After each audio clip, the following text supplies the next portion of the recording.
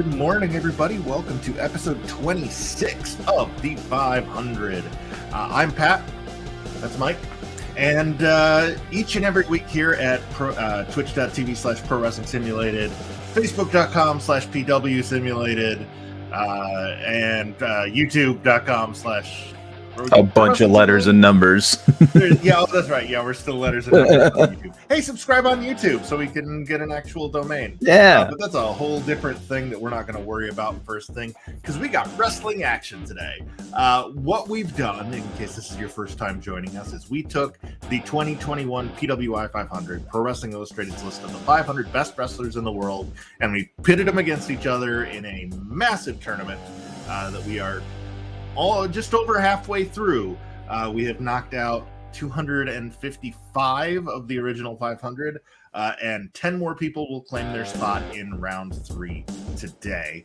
Big show, lots of star power. Mike, is there anything you want to talk about before we jump right into the action? Well, I think I saw Under Siege from Impact last night. Quite a good showing. I've not actually had a chance to watch it yet. Mia Yim returned to Impact. The Briscoe brothers had an amazing tag team match. And Bullet Club versus Honor No More was surprisingly good. Not the plunder brawl I was expecting, but still pretty good overall. And in terms of like big wrestling news, the thing that popped out to me recently was that Britt Baker and Adam Cole are going to be on an episode of Bar Rescue. Oh, and I can't wait to see like Adam Cole be, disappointed by the mozzarella sticks that this place is serving, and Britt Baker just like tear down someone for their service. Oh man, she's going to have to call the B. I also have learned that Aaron Boone of the New York Yankees has a better heel promo style than Dan Lambert, because I saw him tear down an umpire for a strike zone call. That was just if there's already meme T-shirts for it, because he just yells at him, "He's 6 feet tall." And you can't teach that. You can't teach that, no. Speaking of which, William Morrissey looked good on Dynamite. Yeah, apparently so good that WWE was like, "Ooh, yeah, should we have fired him?"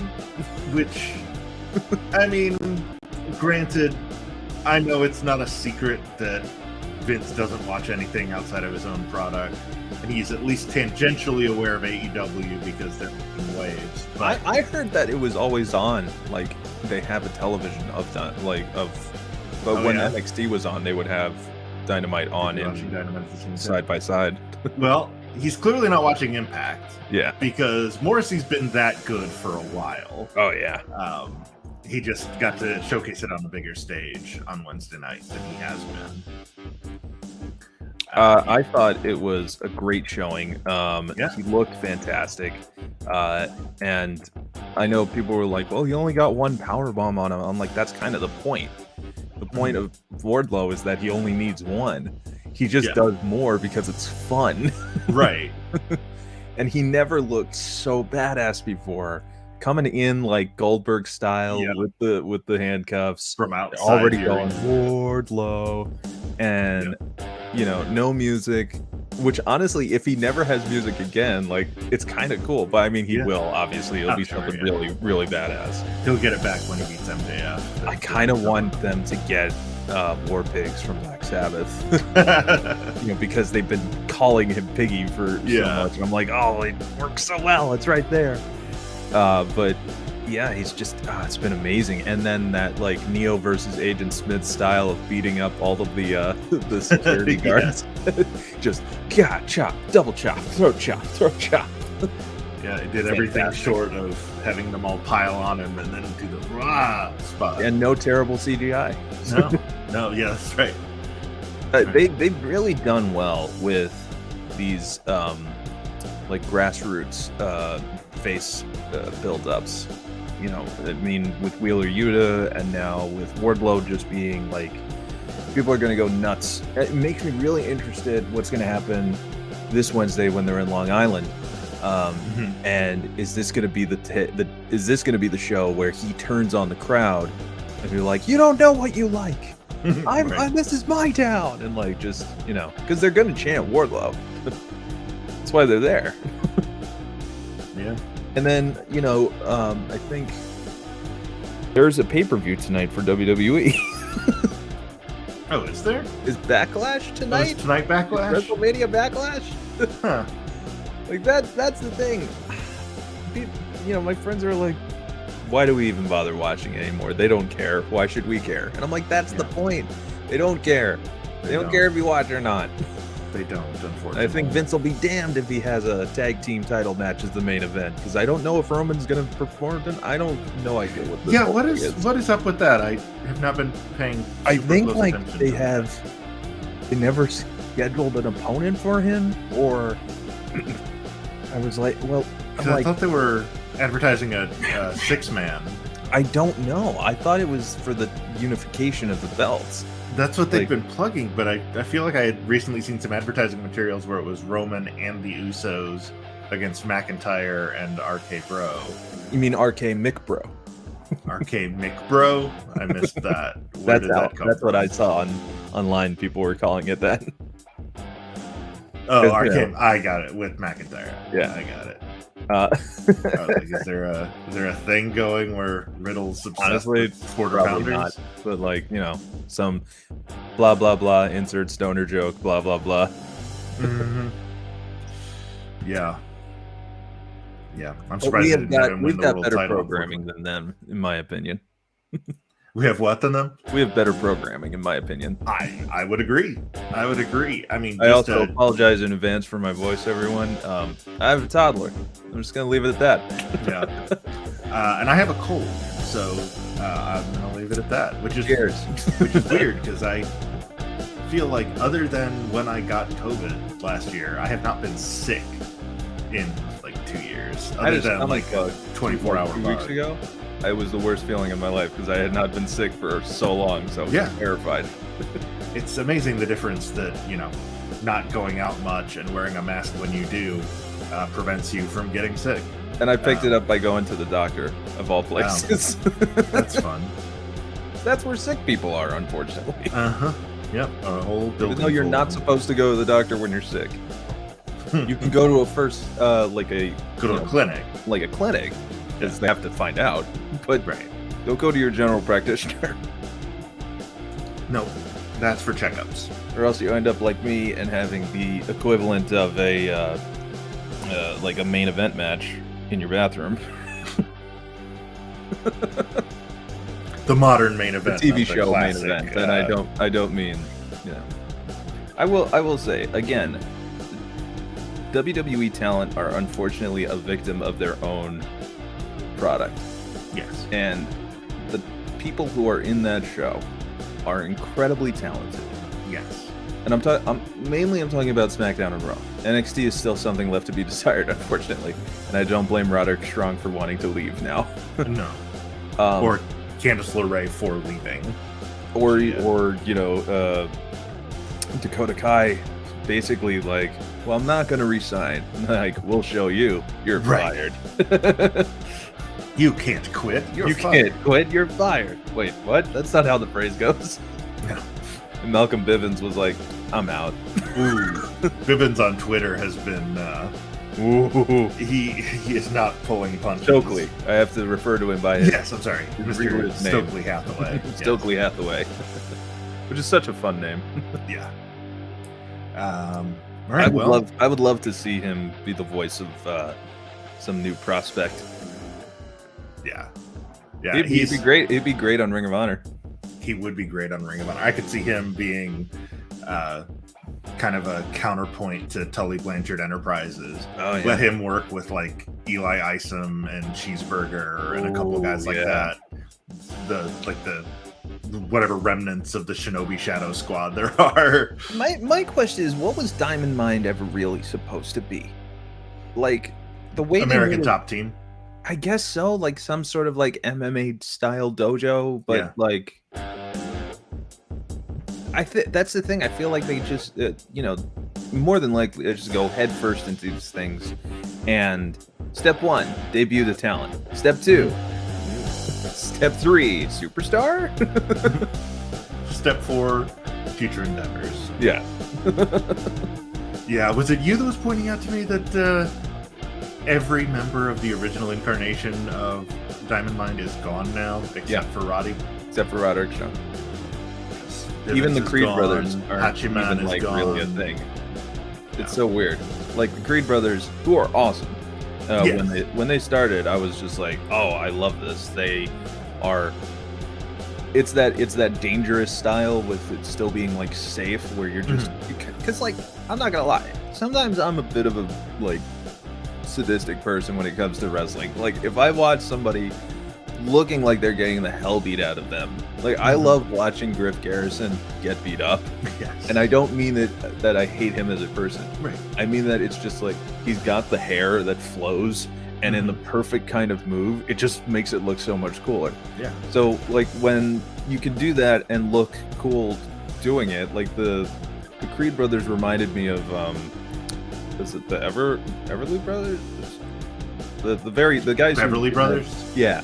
Guys who did that The Shaker Heights Spike. proto version of 3D. Yeah. Basically, it's just slamming them down on their head. They did not care. I mean, those guys were dangerous, but like that kind of like sometimes there are those shows where I'm just like, we need somebody like this. Yeah. And Well- I thought that's what was going to happen, but every time something like that happens and there's like a cool new like noticeable person on NXT, and eventually they just end up having to like run rest holds or just, got to do that breather spot. And I'm like, why can't they just murder someone? Like, You see it time and time again. Every time a cool act like that, at least now they're doing it in NXT rather than waiting until they get called up to the main roster to nerf them. But like It's the never Authors of good. Pain, not the cleanest workers in the world, but they had that same thing where it just looked like they were murdering people when they were in the ring with them. And then they got turned into rest hold heels when they got to the main roster. And all of their momentum was lost, and they left wrestling for like 3 years. But apparently they're coming back. So that's exciting. we'll see. I would love to see them. Honestly, just like go make that money all over. Go all over the country. Get those dream tag team matches. Yeah. Be an attraction. That's something that's missing in, and I think a lot more wrestlers are bringing it back. Like FTR certainly has understood the value of being a touring attraction team. I think Briscoes are going to be on that way as well. Depending if they've. Well, I mean, I think a lot of. Matt Cardona, of all people, has realized the value of just using your name, going out there, and being the top draw of the show. Yeah. He's even said like maybe people need to stop booking me so I don't take their championship. Yes. My luggage is getting too heavy. He had a fun thing going back and forth with Fightful, where Fightful covered him in a joke of it being a slow news day, and then he retweeted that tweet, of which Fightful then covered him retweeting that tweet, of which he then liked the tweet about the story about that. That's funny. I'm like, there's a guy who knows how to play this game. Yep. Yes, indeed. Yeah. And hey, speaking of games, we have got 10 fantastic simulated matches, courtesy of Fire Pro Wrestling World for the PlayStation 4. We're going to open things up. I'll run through the card while introductions are happening for our opener. But our opening match will see the NWA's JTG. You may remember from his WWE days as one half of Crime Time with the late, great Shad Gaspard. He'll be taking on Derek Neal. We will also see Humberto from Los Lotharios on SmackDown taking on Zeus. Oh, that is not the arena I thought it was. Hey, why not? Something special. Yeah, that's fine. I was trying to keep them consistent for the whole round, but it's fine. It is what it is. Special attraction. The real deal, Derek Neal. We will get into that him more shortly. That's Natsuki Taiyo as our referee from Seedling. Against Umberto will be against Zeus, not the late great Tiny Lister, but the one that used to wrestle in All Japan. Chris Ridgway from Pro Wrestling Noah will take on Billy Starks. Dustin Rhodes, the Natural, will take on DDT Pro Wrestling's Antonio Honda, mainstay of the Iron Man heavy metalweight division. Seth Freakin' Rollins from Raw will take on Anthony Bowens from The Acclaimed. We will see Finn Balor from WWE Raw against Cabana Man Dan. Josh Woods, the former Ring of Honor World Television Champion, will take on Konosuke Takeshita, who is on a tear in the States representing DDT. He has put on some great matches on Dark the last couple weeks. Definitely looks like he is... if Tony can get his grubby little hands on him, Takeshita's going to be a big deal. We've got 3 rematches to cap off the card, starting with Ricochet against Buddy Matthews. We will also see Santos Escobar against Angelico, and in our main event, it's an all New Japan main event when Kazuchika Okada, the Rainmaker, takes on Tangaloa from the Gorillas of Destiny.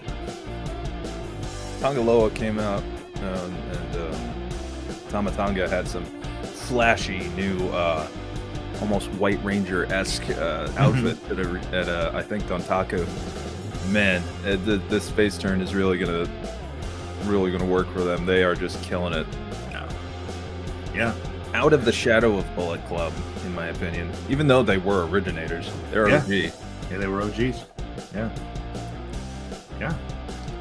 So this is round 2 of our tournament, which means both of these wrestlers have already won once. JTG, way back in episode 3, upset Sansón, 1/3 of, again, our favorite stable, Nueva Generación Dinamita from AAA. They were still in CMLL at the time, but they have since jumped to AAA. And Derek Neal was not that long ago. We saw him in episode 20 because he's one of the edits I had to make because I couldn't find one online. He beat another AAA wrestler, Pagano, back in episode 20. Both matches were in the 85 to 88 range in the PW or the Fire Pro ranking system. So we'll see if they can top that with our opening match today. Winner will face the winner of the Ridgway versus Starks match that's coming up. There's a lot of stats that we can say about all of our different talent, but how many can say that they were in a Sharknado film? JTG, that's who. That's right. Yeah. I think he's the only one left. Did Jericho win his first round match? I genuinely don't remember. Feels like it was last year at this point. I think it was. Yes, that's right. He beat Swoggle in round 1. So that's 2 wrestlers in the second round that have appeared in Sharknado movies. JTG might also have my favorite title for a biography. Damn, why did I write this book? In May 2015, followed by its sequel. Damn, why did I write this book, TOO? How to play the game. Smart man, that Jay the God.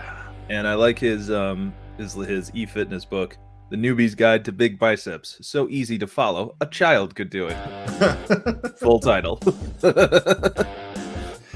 Man, speaking of muscles, JTG has reinvented his entire body since leaving WWE. Guys, you have not seen a JTG match since he has reinvented time. Himself in the National Wrestling Alliance. Yeah.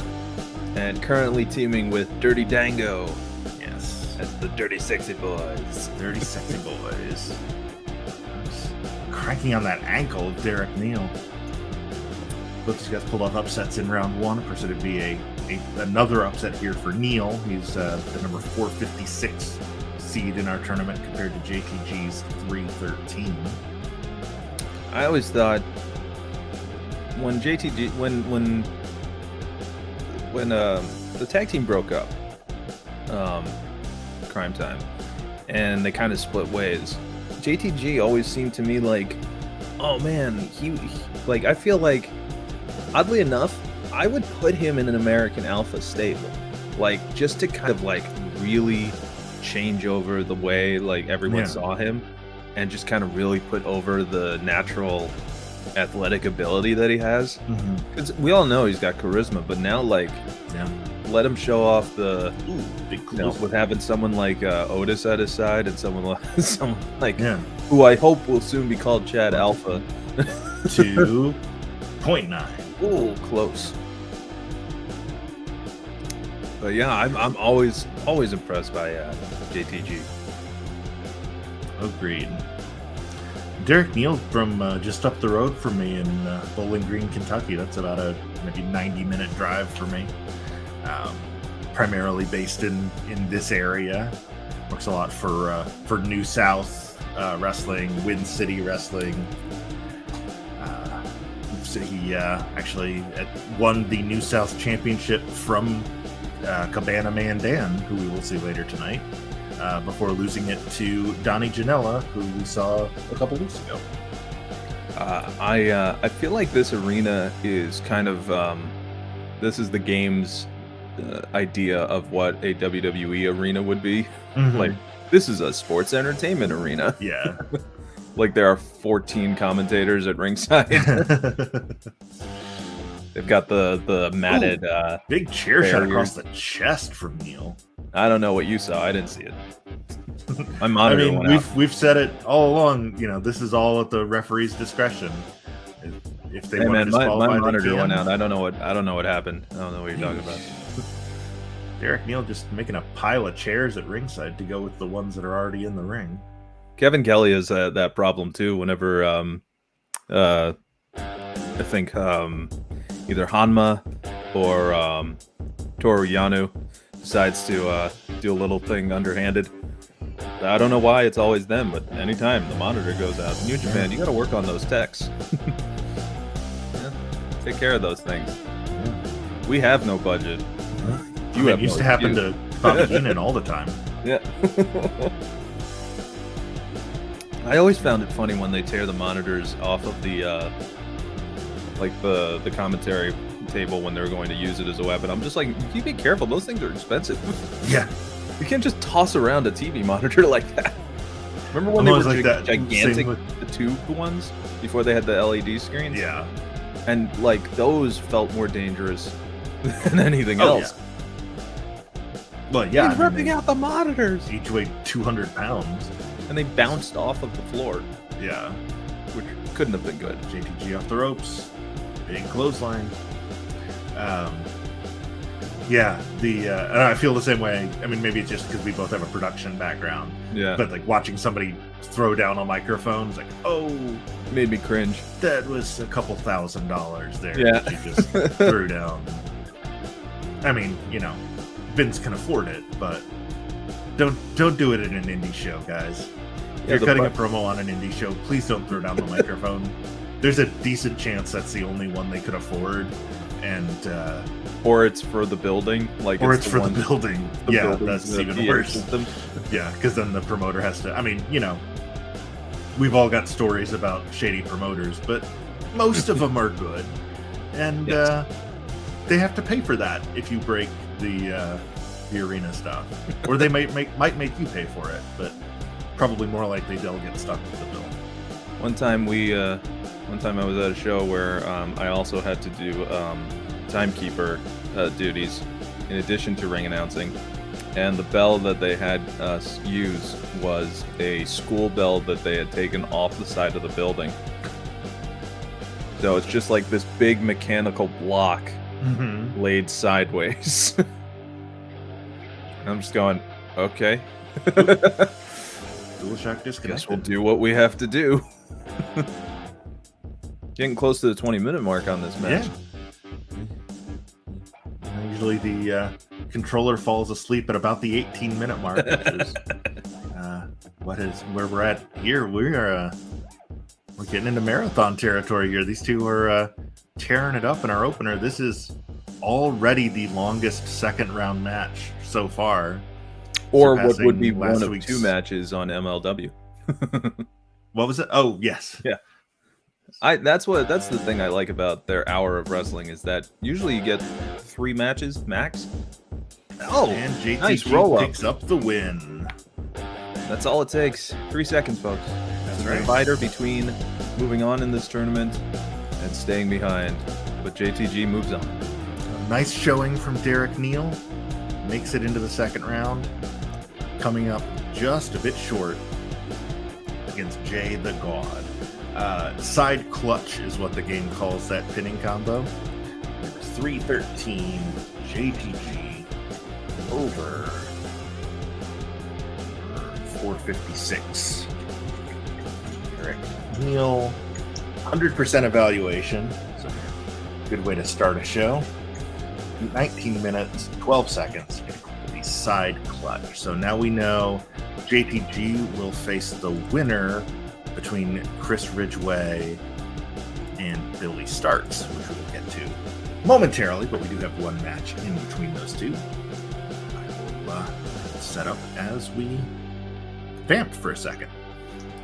I'm very much looking forward actually to this next match. I have not seen Zeus since the 80s, and I think that this comeback for him is going to be amazing. I mean, Yeah. what? Yeah, that would be very impressive if it was the same Zeus, because that Zeus Was I mistaken, Pat? maybe a little. Hey Google. Hey Google. When did No, Tiny I'm aware Lister that die? Terry Lister is no longer with us, but Zeus is forever. Yes, Zeus. As long as there Um, is a movie with that man in it, he is forever alive. Yes. Tiny Lister died 2 years ago, but Yeah, that was a sad one for me. Actually, I was like, oh, I liked him. Not that I'm like happy whenever somebody dies. Just right. like it's No, just like I one mean, of those some things where it's people. like, oh, you kind of hope like they'd stick around a little bit longer, Yeah, but such was is not life. to be. Not to be. But we'll get into which Zeus it actually is here momentarily. Out first, the Ultimo Ninja, one half of Los Lotharios, Umberto, who back in episode 2, way back, upset Sami Zayn. I swore this man used to have a last name. Oh, no. We've always No? been at war with Was these I nations. imagining that? Yeah. Did I just pretend that wrestlers in the WWE have last names? You must be, yeah. How And silly he's of in me. there against Zeus, the Osaka Pro Openweight champion. He also in episode 2 pulled off the upset, defeating Flamita with the jackhammer. We'll see if he can pull that off 2 matches in a row. Mike, you and I had talked earlier. I guess we can bring it up here on the show. This No, is. I told you we can't bring that up. I have the doctor disclosure about that. Unless Oh, you're talking about something else. okay. Well, I'll talk about something else. That's fine. We've decided that in the interest of us not still doing this tournament by the time the next PWI 500 is announced, we're going to sort of consolidate things, starting with round 3. Rounds 1 and Yeah. 2, we finished round 1 already. Round 2, we're doing the same way we did round 1, where we'll do just all of the round 2 matches in a row, episode after episode. It's going to take us probably about 12 weeks, I think, to get through all 128 matches in round 2. Starting in round 3, we're going to break the tournament into smaller groups. We're going to do 12 matches a show instead of the 10 or 11 we've been doing. And so what we'll do is we'll do 8 third round matches, and then the winners of those matches will then compete on the same show in 4 fourth round matches. So basically we are knocking each episode. We will have 4 wrestlers moving on to the round of 32. Rather than having 8 moving on to 64 and then it just taking extra weeks. We're just kind of condensing things down. So basically that's a long-winded way of saying the winners of today's matches and the rest of the matches in round 2, this is the last time in the entire tournament that they will only have to win once in a single night. Because rounds 3 and 4 will take place that way, rounds 5 and 6 will take place that way, and the finale episode will have the quarterfinals, semifinals, and final match. So you'll have to win 3 times on that show. Just because we felt like that's a fun way to kind of up the ante. And if you're confused out there, folks, don't worry about it. I've got it all planned. It's all... Honestly, that kind of reminded me of the bit from Steve Martin in The Jerk, where he's like, the first night, I know we've known each other 7 days, but the first night felt like 2 days. The Yes. third night, you went to see your parents, so that felt like a week. Yeah. I love The Jerk. I feel like there needs to be more, but like someone needs like a solid, dumb character wrestler. Like the whole gimmick is that they are just a moron. Like they're talented in the ring, There's that but they're jackhammer. just oblivious Oh, in life. Yeah. Yeah. I was joking about this with one of the other trainees at FXC last week about how just like inherently old school baby faces are just the dumbest people in the world. Oh yeah, absolutely. Like 80s and 90s Sting was just like Sting was a pants on head moron. stupid. Like, Sting- sure, Ric Sting Flair. trusted way too many people. Yeah. Yeah. Everybody was turning on Sting in the 80s and 90s. Every time Like he thought trusted he had somebody a to have his chance back. being in the Four Horsemen, and then at Starrcade they're like, "You're out, brother," and he's Yeah, like, no. "What? How did I not see What do this you coming? mean?" After each of you individually has already betrayed me at various other times in our interaction. That Starrcade is memorable to me, also because Terry Funk opens that interview with, "I think that the '90s are gonna be the greatest decade in professional wrestling," and you're kind of like, "Oh, that's pretty omniscient, or prescient Yeah. of him at the time," and then like the rest of the show happens, and you're like, Right. "Not this show, though. Not this show. And honestly, not for about 6 Not more for years. like but- 7 more years, maybe." It took a bit of time, but eventually wrestling got good. But someday. Forever. Forever. If you've ever heard a Botchamania intro, you've heard that clip, but I Mhm. beg you to watch the Funk Brothers promo where that happens. Another I believe that jackhammer was- from Zeus. That might be it. Is that it? No. Oh, Humberto kicks out. no kiss cam tonight on the entrance, though.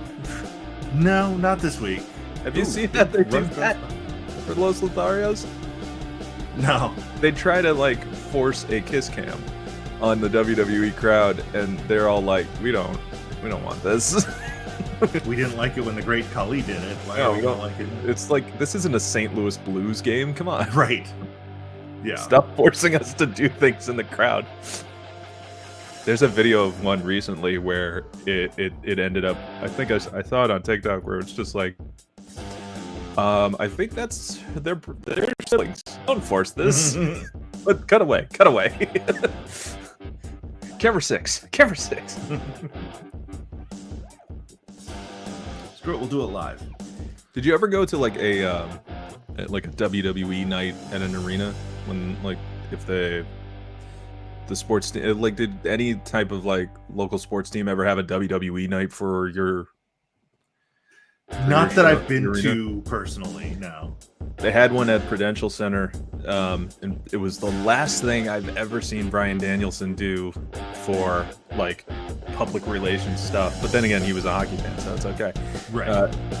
And I was like, I can see that this is the only thing he's actually okay doing right now. Los Lotharios, though, I will say, Humberto Carrillo, I'm a big fan of him. I think it's one of those guys where I was just like, oh, cool. But back when I still had faith the Cruiserweight division was going to be a thing. And again, it's just one of those things where it's like signing a talent because they are popular but having no idea what to do with them. Yep. And Angel Garza, again, very incredible talent. And the two of these guys paired well together. Yeah. I mean, they're related. Yeah, obviously it helps. Oh, very close roll up. But it's another thing where it's just like, you see, you won't see him do this. And it's not that I'm like begging for WWE talent to do like PWG matches or something. Sure. I know that that's not the type of show it is. But the thing is that not everybody has a personality. Like, you know, Right. some guys are just really good at wrestling. Ricochet. Excuse me. Just had a little something in my throat. Yeah, bless you. Ricochet himself, though, actually great personality. But don't give him stupid stuff to say. Yeah. He's not a superhero. He's not a Jackhammer superhero, again from but he's Zeus. very fun 2, to watch in the ring. 3. That There you does it. go. The Zeus hammer. Zeus advances. The hammer of Zeus, I guess? I like that. I like that. He just calls it a jackhammer, but I'm good with the hammer of Zeus. I think that's a fun, the thunder hammer. But I mean, like, then people are just gonna think Thor. Right. Is he Thor? After that match, probably. I mean, probably after that, yeah. Uh, Took a lot of damage there. He's probably pretty Thor. my favorite Robin Williams jokes from an animated film. And who are you, sir? I'm Thor. You're Thor? Well, it hurts. This Robin Williams. wedding brought to you by sand. It's everywhere. Get used to it.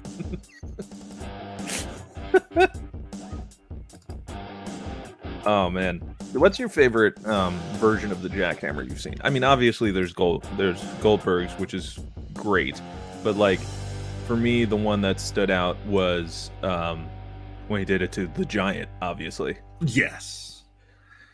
I'd never seen that before in my life. Yeah, that's a hard one to argue with. In terms of just sheer like impressiveness. Like, oh wait, Yeah, I'm like, this man's back is going to break. right. Yeah, the human body shouldn't physically be able to do that. Why was I programmed to feel pain? Linguo is dead. Shut up your face. I mean, that's gotta be it. I can't. I'm having trouble. I mean, probably the Hogan one is the most iconic, but in terms of like, I cannot believe he just did that. It's gotta be the Giant. I mean, the only thing that bothers me about that. Oh wait, where'd I go? I'm back. Okay. So the only thing that bothers me about that, of course, is it was given away. People can complain, and I've heard both sides of the argument. I've heard even Eric Bischoff defended of why he put it on TV. Sold out crowd, obviously. Atlanta, you're in the Georgia Dome. You sell out. It's the hugest reaction, and but in the same time, I'm like, the pay-per-view buys for that match would have been astronomical. And I think, like, hindsight is 2020 on these things. And I'm in no way a business manager for these things. I have no idea how to deal with a television studio or a pay-per-view company or whatever it may be. But, the optics of it, and that's a view I tend to look at things a lot by, is just from, like, the outside optics. I don't know why my camera keeps freezing. But I guess it just can't keep up with my own mind. I don't know. It's like it's one of those things where it's like, it's a what if that always lingers in my mind. Like, how different would that win have been had it been on pay-per-view? What if they had versus saved that the fall brawl or something? Yeah, like, instead of just trying to be one of the. It is still, I think, their highest rated Nitro was that show, and it really was kind of like the peak of the NWO storyline, the rise of Goldberg, because then everything else afterwards was just kind of like, oh crap, where do we go from here? Right. Yep. And to me, we've been building it was, like, to this truly, for 2 years. And yeah, now here it was is. like the arc of WCW's peak right there. Was that one show, and I don't know. Maybe things would have been different if it had been on a pay-per-view and you were able to book. Again, every great booker will tell you, know your finish, book backwards. Yeah. And that's even from a storytelling perspective. Oh, yeah. Know how you're going to end the story, and then work backwards from there to figure out how to get there. Yep. And that's been a problem WWE has had for ages. Is they have a good idea, but they don't figure out what the payoff is. Well, sometimes. Even that's debatable. As an example, the Undertaker Brock Lesnar feud from a few years ago. Yeah. The one where Undertaker sort of turned heel by kicking Brock in the crotch. Sort of, kind of. I remember having this conversation on message boards at the time. Message boards, kids. Yeah, those used to be a thing. Those used to also, be a thing. if you want to look up your history. Well, yes. Before That's everybody how just Tony got Khan basically became who he is. Yeah. There was a whole debate about, like, well, they've already booked the match, so they had to do something. Like, and my argument was always, then don't book the match. Yeah, never do that. If you don't have a plan for how to get out of the story you're writing, don't write the story. Yeah, then what are you doing here? Right. It's really not that hard to not. In fact, it's 100% easier to not than it is to do. It's like the John Mulaney joke. It's like, yeah, exactly. It's so much easier not to do things. You ever woke up and just said, what do you do today? Nothing. Best feeling in the world. The fact that you would do anything at all is remarkable. It's amazing. Yeah. So I've never understood that style of booking. We'll figure out the finish when we get there. Like, no, you shouldn't. no, I mean, things change. Especially I get that. on a live television cable show. Yeah. There's like, I mean, I get the argument that, like, oh yeah, the writers on Lost were flying by the seat of their pants, but the writers of Lost knew what the final shot of the show was. Yeah, they also had months. They also had months to write. Yeah. And yeah, there were like a couple rough seasons there in the middle where they kind of meandered, but I think they never Vince lost. McMahon thinks he can do a better job than Lorne Michaels when it comes to live television. Yeah. And I credit Lorne Michaels for having an amazing mind for being able to pull off a live television show. But Lorne Michaels has been quoted as saying, the show isn't done, or the show usually isn't ready until 11:29 p.m. Yeah. And I'm like, eesh. Well, I mean, as a showrunner, that terrifies me. That's terrifying.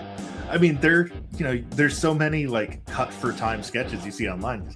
They did those live at the Dress with camera, like hours before the show goes live. They're still figuring out what's not going to make it to air. Yeah. Because there's a rehearsal audience that comes see those shows, which honestly I would recommend going to, because then you get to see the fun stuff that may have been cut, or you get to see them slip up, and that's fun too. And then there's the live show audience, which is the one that you'll end up hearing on television, because obviously they're not going to do the same crowd twice. Right. But yeah, Joke like is never as funny the second time. Imagine pro wrestling like doing that, like doing a show before. Look, that's what like the house shows and the dark matches were supposed to be. Kind We'd of always see like, oh, these two are facing each other in the dark show circuit because more than likely they're going to have a match on pay-per-view. Because if it didn't happen on television, it didn't happen. Right. So it was all non-canon for the most part. These were just exhibitions, as it were. Yeah. That was the main focus of WWE's business. Yeah. Until the Monday Night War started. That's how Ultimate Warrior literally was built. He was on the house shows and everyone was getting so hyped so that when he showed up on television, he was already a star. And they did the same for Brock Lesnar, and I don't think anybody has been given that since. Because Brock Lesnar was doing the house shows, and everyone was like, have you heard about this guy? Yeah. He is huge and doing shooting star presses, and like, it's just, and people were going nuts, and he was so buzzworthy, so that when he did show up on that Raw after WrestleMania, everyone was like, oh, that's the guy I've been hearing about. Yep. So, they just don't do that anymore. I feel like that's also a thing, and I don't want AEW to go too far down this path because then you're overworking your talent. But if they did, like, at least, it feels like to me, like, again, it's one of those things of a blessing of too much because they have so much great talent.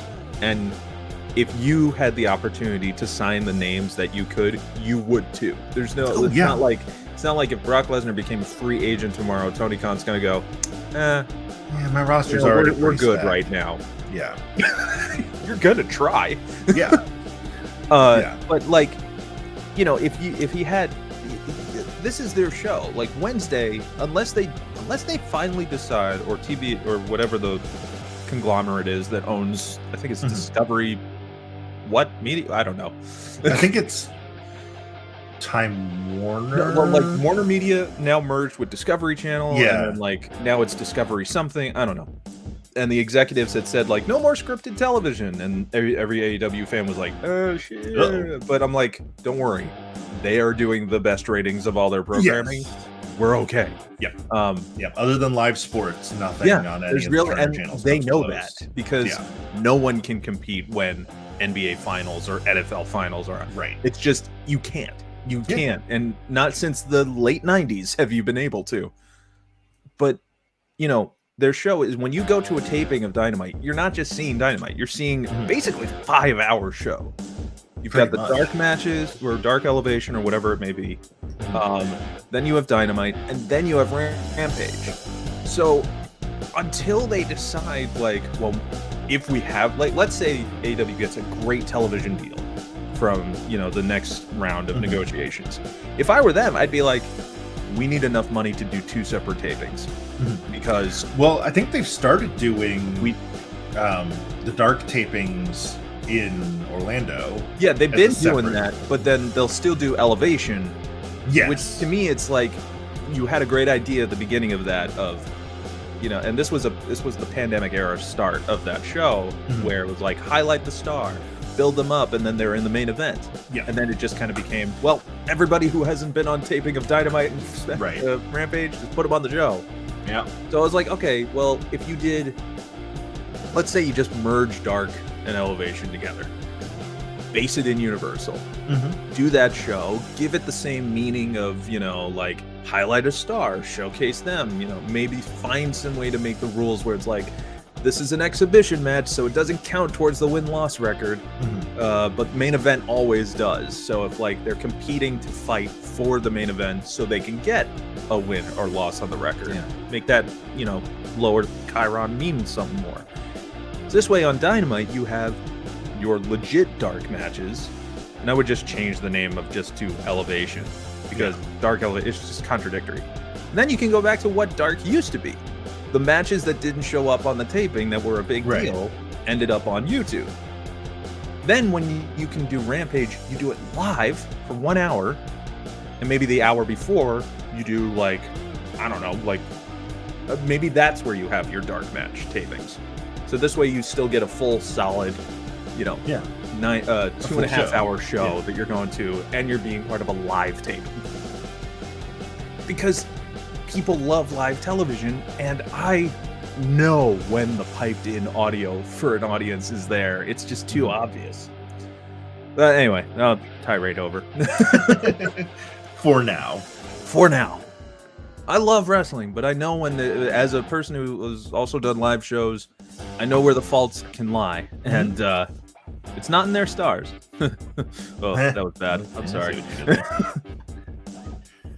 So I should point out that based on his victory in our last match, Zeus will now face Timmy Lou Retton in round number 3. And now we're going to find out who's going to face JTG in that round. And out first is Space Jesus, Billy Starks. It's about time. I've heard so much about them coming back. Billy Starks from very close to my parents' hometown, New Albany, Indiana. Upset Rohit Raju back in episode 3. Space Jesus have anything to do with Space Pope? Have anything to do with Space what? Space Pope. Yes. Oh, yes. For all you Futurama fans out there.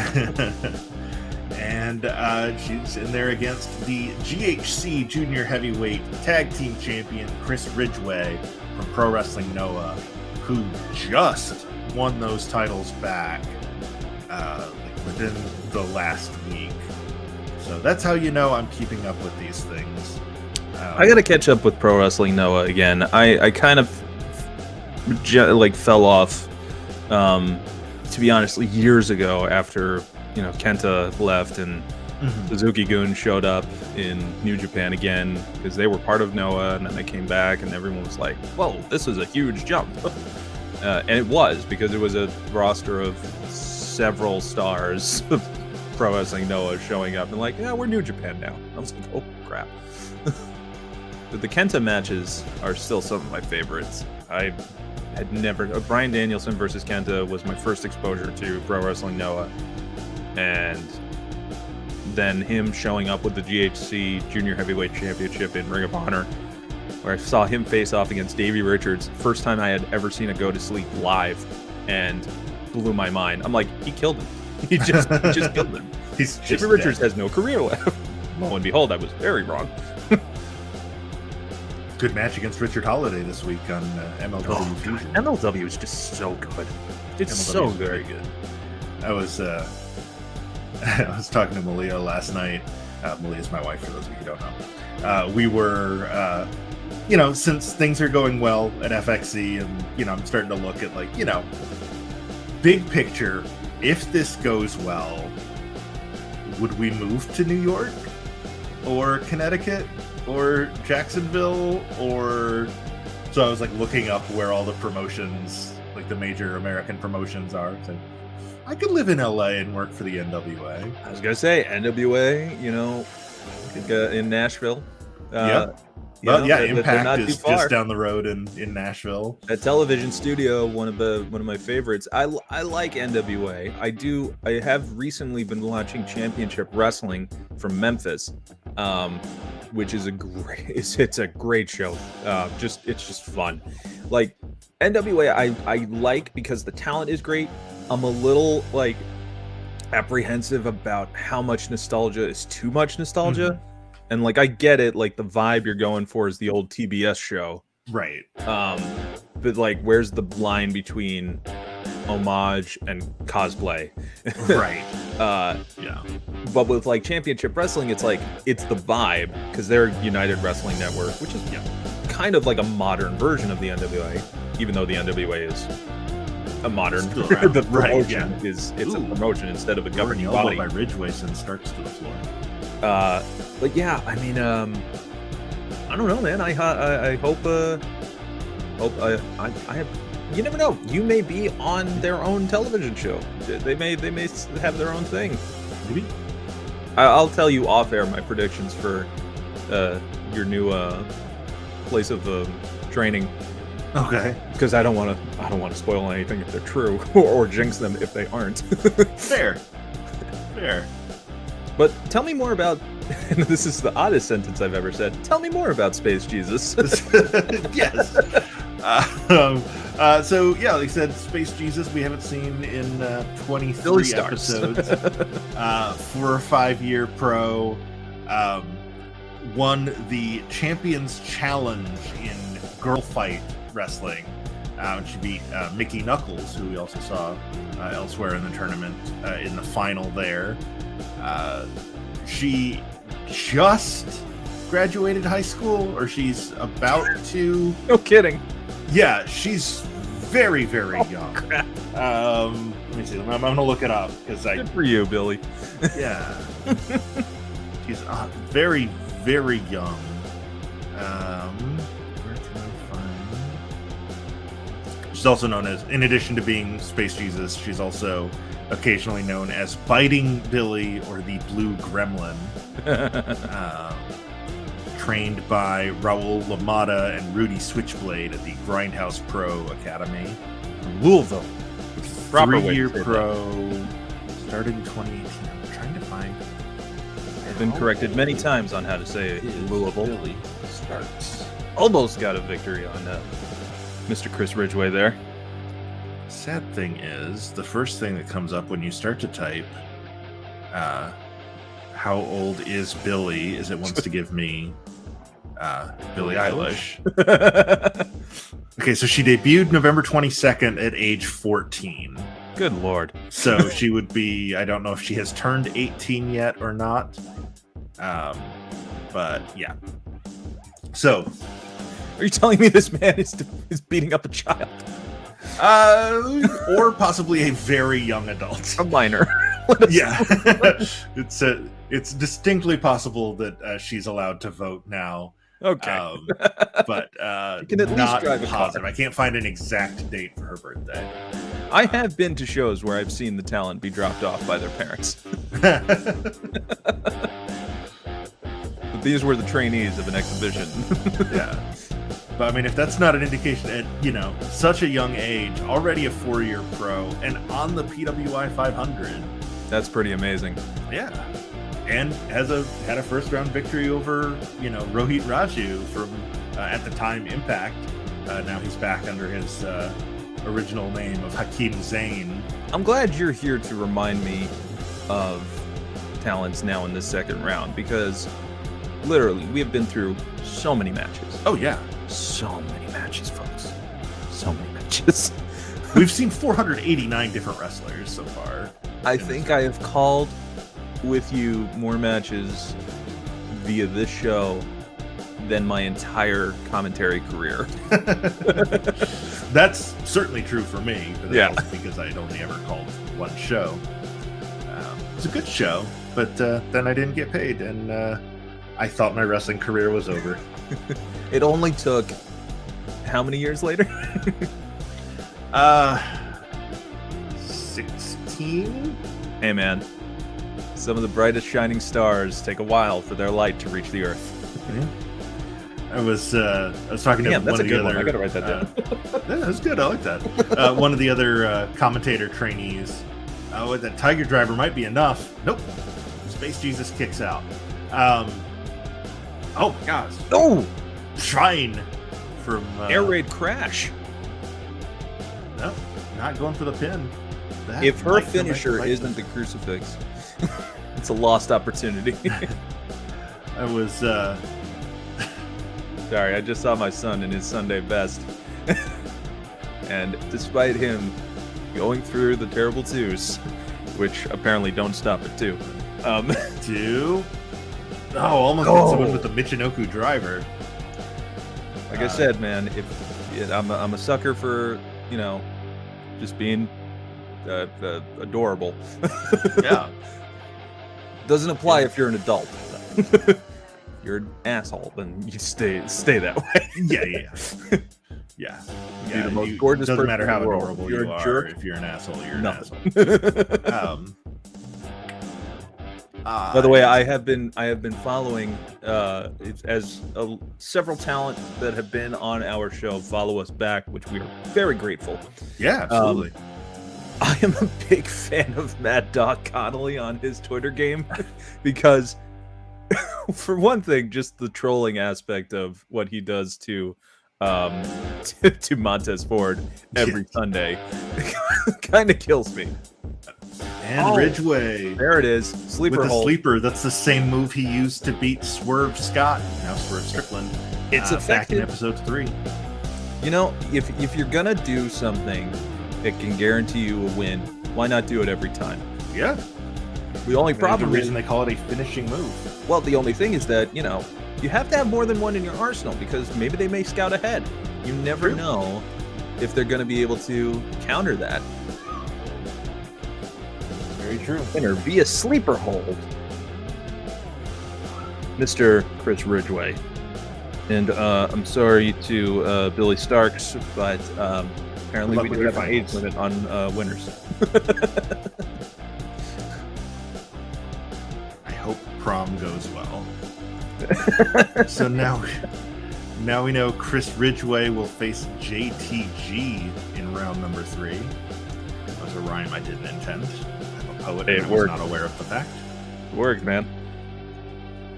Has there ever been a wrestler that isn't like a rapper gimmick where their whole thing is that they just rhyme their promos? Because if there's Genius. not, there's a gimmick you can pitch to the training center. Didn't the Genius do poetry before? Well, there's Yeah. poetry, but then there's just like being a rhymer. Okay. Like Yeah, some I'll think sort the of- only examples I can think of were the Genius and Heidenreich, but those were both like some sort of specifically annoying poetry. fantasy character. So you want to try and beat me? Pin me down for the count of 3?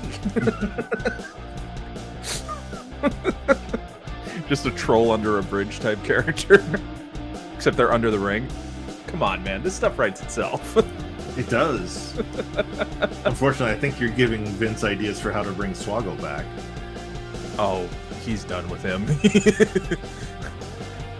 I mean, like, I know. Like, more power to you, Swoggle. Get your money where you can. Oh, yeah. And if it's an appearance on Raw, you know you want to do it. Absolutely. I would not, that's the thing. That's got to be kind of like a fun position to be in where you've established enough of yourself as an attraction, but you know, like, if you're booked elsewhere, you can actually wrestle. Right. Antonio Honda, though, one of my favorite DDT wrestlers. Pulled off the biggest upset of the tournament so far when he beat Ultimo Guerrero back in episode 3. That was a big one. Yeah, he's the number 496 seed, and he beat number 17. But right now, you know, they call him The Natural. The Natural. We saw him beat MV Young on that same episode 3. Antonio Honda, a 16-year pro. Dustin Rhodes was already a 17-year pro when Honda debuted. Good Lord. Dustin Rhodes has been wrestling since 1988, I believe, which makes his wrestling career almost as old as my wife. The first time I ever remember seeing him, and I know he had been in the NWA before this, but the first time I remember seeing him was when he made his first run in WWF, teaming with his dad against Ted DiBiase and Virgil at that was the 1991 Rumble? I believe so, but like many people of our generation, my first exposure to him was as Goldust. Back in when I was first becoming a wrestling fan. And my first match that I actually saw, because my parents let me stay up for that Mania, was the infamous the Hollywood Backlot Brawl against Piper, where they make a very long time standing, certainly not dated O.J. Simpson chase scene reference.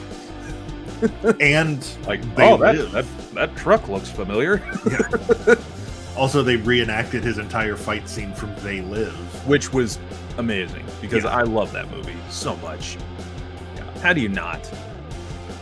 Oh, Keith David has some of the best. I love Piper. He is the master of the one-liner. Yes. And he is the reason John Carpenter movies. He's the guy you get when Kurt Russell isn't available for a John Carpenter film. And I hope Jon Moxley is the next person down that line, because, my God, it's just that whole vibe. But, come on.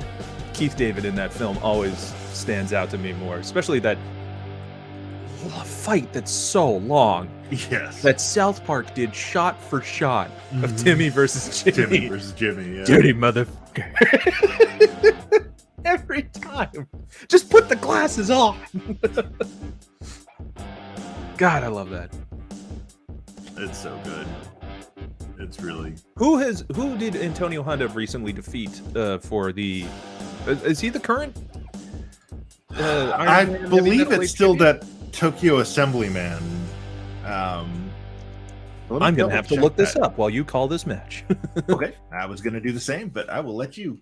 and that is so now Dustin Rhodes have reversed now.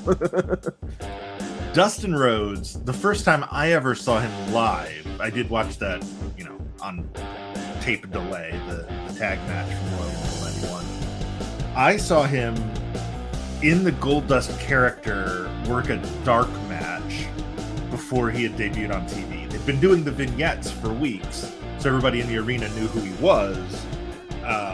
But at the third In Your House, which was, I think, one of the last ones to not have a subtitle. This was the night of the triple header match with Shawn Michaels and Diesel against what was supposed to be Owen Hart and Yokozuna, but turned into the British Bulldog and Yokozuna. because one of Owen Hart's kids was being born in the hospital in Calgary, and so they weren't entirely sure he was going to make it to the show, so they replaced him during the show. They actually turned it into an angle through the whole show where Jim Cornette was asking like every heel in the locker room to be Yoko's partner, wound up settling for his own guy, the British Bulldog. Owen Hart comes out, does a run-in. Diesel pins him to win the tag titles. They get him back on Raw the next night in the match. It's a whole thing. But one of the dark matches after the show was Goldust for his actual on-screen debut against, I think it was Bob Holly, still in his race car driver gimmick. And you know, it was a squash for Goldust, Right. And I remember, because we've been watching the vignettes for weeks, I hadn't put together yet that it was Dustin Rhodes, because I hadn't seen Dustin Rhodes in a couple of years at that point. But came out to the ring with the long flowing gold locks that we've seen in all these promos, and the collective gasp from the audience when he took off that wig to reveal that he was, you know, he had a crew cut underneath. Wait a minute, is everything about this guy fake? Which is just like the perfect introduction for a character who's all about like Hollywood glitz.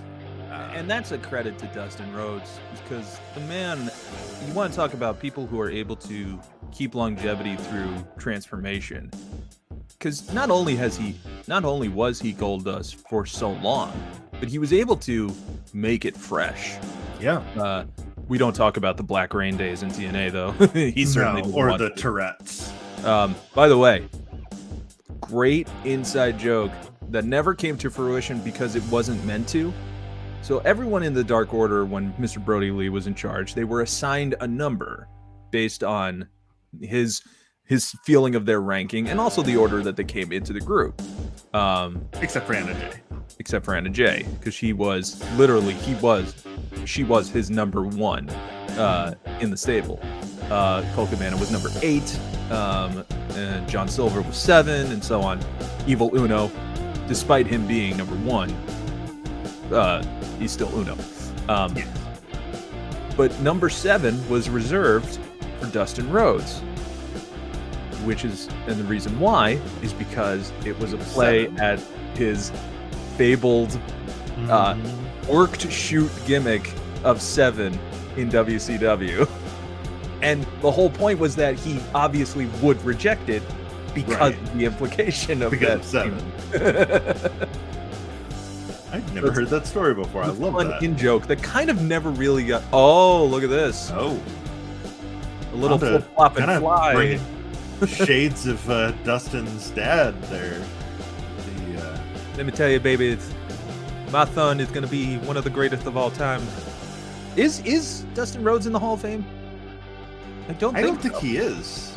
Or he Dustin, I don't think is in. Dustin. You want to talk about an actually worthy person? Not to say that none are worthy. There are some questionable decisions because the Hall of Fame is not legitimately a Hall of Fame. It's just kind of like this ceremony. Dustin Rhodes deserves to be recognized as a Hall of Famer in WWE. And I don't think AEW would mind. No. I don't know if Dustin Rhodes would accept. Right. Because him and Sting have had the best runs of their career in AEW. And I don't see them going anywhere ever again. These two will retire in AEW, and if the two of them have a one-on-one match as their ending, I mean, Dustin just got to have that dream match with Punk. Yeah. For no real reason, just because they both wanted it. Just what a great, unlike what Adam Page recently says of a certain type of Bret Hart homage. Mm-hmm. God, that promo was awesome. You know what the best part about that promo was? Is that everyone was like, for the whole time, I'm like, oh, this isn't Adam Page. This isn't Hangman. Yeah. He's not like this. And then at the end of the promo, he looks down like, oh, I shouldn't have said that. Yeah. I'm like, brilliant. This man is 10 steps ahead of everybody in terms of the way you see him. Yeah. Hangman is probably the best storyteller in wrestling right now. Just the arc of his character since the very beginning of AEW, everything adds to everything. His early days is the kind of fun-loving drunk cowboy that can't win the big one and becomes mired in self-doubt. Sorry, Mike had to step away for just a second, so we're gonna just not show his empty chair there for a second. But like I was saying, with Hangman, there was the whole angle where he was doubting himself, and that's when Dark Order came into the picture, trying to recruit him by showing you could be with us, we could help you. And eventually they did, but without him ever actually joining. But he finally, kind of overcame his demons, won the world title. But there's still, you can tell, he's still not quite 100% confident in himself. And that promo this week was a great example of that. He goes out and he cuts this borderline heel promo on CM Punk about, essentially it's a heel promo, but at the end, like Mike said, just the moment of doubt, those creeping doubts in the back of his head that he's had his whole AEW career, whether it's am I good enough, am I everything I could be, all of that came back to him in that moment as he's stepping out of the ring. Like, that wasn't me. I don't know what that was. I don't think I like the guy I'm becoming. Yeah, and it even started with his feud with Adam Cole, where he was doing things and pushing himself to a limit. Hang on, we got a 3 count possibly? There we go. Antonio Honda, back-to-back huge upsets. The number 496 seed has moved on to the 3rd round. That's, should have been one of the most one-sided first round matches, but Honda, with a 100% showing here, wins it with that diving fist drop. Incredible. Honda. You love to see it. But yeah, Dustin Rhodes, I feel, is going to be just like Regal is going to be one of their most valuable assets in AEW in terms of helping talent develop. And honestly, he's in the best shape of his life. He has been putting on the best matches of his career. That bunkhouse brawl during the pandemic with him and QT Marshall versus Butcher and Blade, amazing. Yeah. Obviously his incredible debut match with his brother at All Out or All In. All In or All Out? All Out. I think that was All In. Or no, Double or Nothing. It was one of their first big pay-per-views. Yeah. But their match? I think their match was All In, and then their tag match against the Bucks was Double or Nothing. I may have that backwards. I just need my brother. Which, he gets mocked for, but it was, I felt that promo. Yeah. So Honda... He wears his heart on his sleeve, let's face it. Yes. Honda will now face the winner of our upcoming match. Not the next match, but it's coming up later in the show, between Ricochet and Buddy Matthews, which is going to tear the house down. That's one of the second round matches I've been looking forward to the most since it was announced. Mm-hmm. Those two are just gonna blow the roof off of the USA Grand Dome. You know what I liked really about Dustin Rhodes was him being able to take the piss out of himself for some matches, and they'd run the ropes, and then he'd go, "Wait." Yes. Catch his breath. Yeah. Gotta love a guy who's got a sense of humor about himself. But he's in insane shape now. I appreciate any wrestler who just understands that at the end of the day, the goal is to put on a good show. No one wants to end up like a person who is looking at a Hall of Fame wall and saying, I beat that guy, beat that guy, right, beat that guy.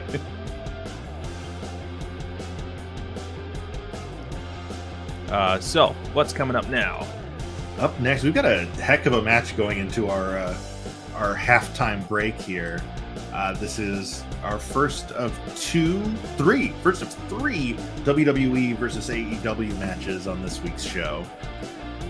We will see one half of the Acclaimed, who have arrived. Anthony Bowens, the 5-tool player. We saw him back in episode 3 beat Jordan Oliver in a match. And a New Jersey native. Yes, indeed. I have seen him when the old Broadway shows. Well, when I was still going to live wrestling, and he was doing WrestlePro shows, pro wrestling. I think it was. Oh, now I can't remember, but I know it was what is now WrestlePro. And Anthony Bowens, this guy, he was the star in those shows. Everyone knew, and a friend of mine actually, he went to high school with him, and Bowens just became like a guy who knew how to go into business for himself. And I don't mean in the shoot style way. Sure. I mean, like, he knew how to market himself. He knew how to put himself out there, and the Acclaimed turned out to be just a tag team that Tony Khan said, I think you two guys would work well together. And now they are, they organically became face just because everyone really appreciates their sense of humor. Yeah. I think that they should have, like, I've only seen their diss videos, which have been great. My favorite was when they faced off against Darby and Sting, and Bowens dressed up as Darby and fell off did a coffin drop off of this little ledge, and then when you pan back, you just see him doing snow angels. and recently they've kind of aligned themselves with Gun Club, who have been killing it. Yes. Especially now that they've played into the gimmick of being daddy's boys. And freaking, it's not Colton, it's the other one, Austin. Austin calling Billy Gunn Papa. Papa, yes. And they gave the Acclaimed scissors on Dynamite this week as gifts. Well, I mean, it's just the two A's like coming together. I don't know what that could have. Well, I mean, they literally gave them pairs of scissors. Yeah. And Caster almost did it with the scissors. They're like, whoa. Almost pulls a Abdullah the Butcher on them. Right. Now, this is my favorite Seth Rollins outfit that apparently Vince hated because baby heels do not wear white. Just ridiculous. Yeah. Heels can wear whatever they want. Anybody can wear whatever they want. So yes, that is Seth Rollins, number 48 seed in our tournament, former two-time number 1 in the PWI 500 in 2015 and 2019. He was number 8 in 2020, fell to 48 this year, since, he missed time due to becoming a father. And when he was on TV, he was feuding with the Mysterios in a terrible feud, where he had a match at the horror show at Extreme Rules, where the stipulation was the winner removes the loser's eyeball. And they dropped an eyeball in the match. Yep. Just a real... Yeah, Rey Mysterio lost an actual eye. I don't know if anybody knows it. It came back. Yeah, it got better. It grew back. Seth going for that diving knee drop. Seth, we mentioned that Bowens beat Jordan Oliver in episode 3. Seth Rollins beat Doc Simmons in episode 20 to get What do you think of Rollins now? Like, what do you think of his whole shtick?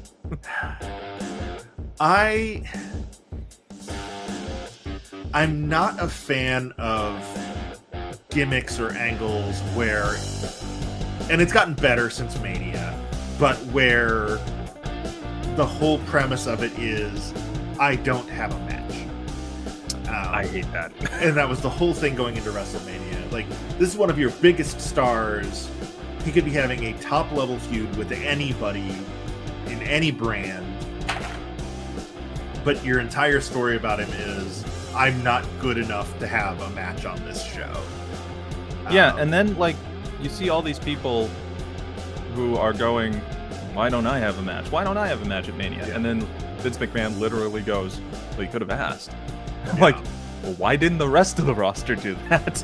Right. What are we doing here? Why are we competing? What- None yeah. of this matters. But isn't it actually your job to put the show together? Isn't that your whole thing? You're Also, like, why are you literally there your at the job. show? Why are you in your office? 1, 2, 2.9 off the rocker dropper for Seth Rollins there. Takayuki Yagi, of course, is our referee for this match. It's supposed to be Barb Sasaki from Stardom, but oops. The drawback to having so many Japanese names is sometimes when people upload creations to do Fire Pro, they don't do it in English. And so I am left trying to guess which of the various. Oh, pedigree! That might be enough. 1, 2.9. So yeah, so that's how we occasionally wind up with the wrong referee. Not a big deal. Ooh, We'll crossface. just figure out which one is supposed to be. That's how he won his first round match.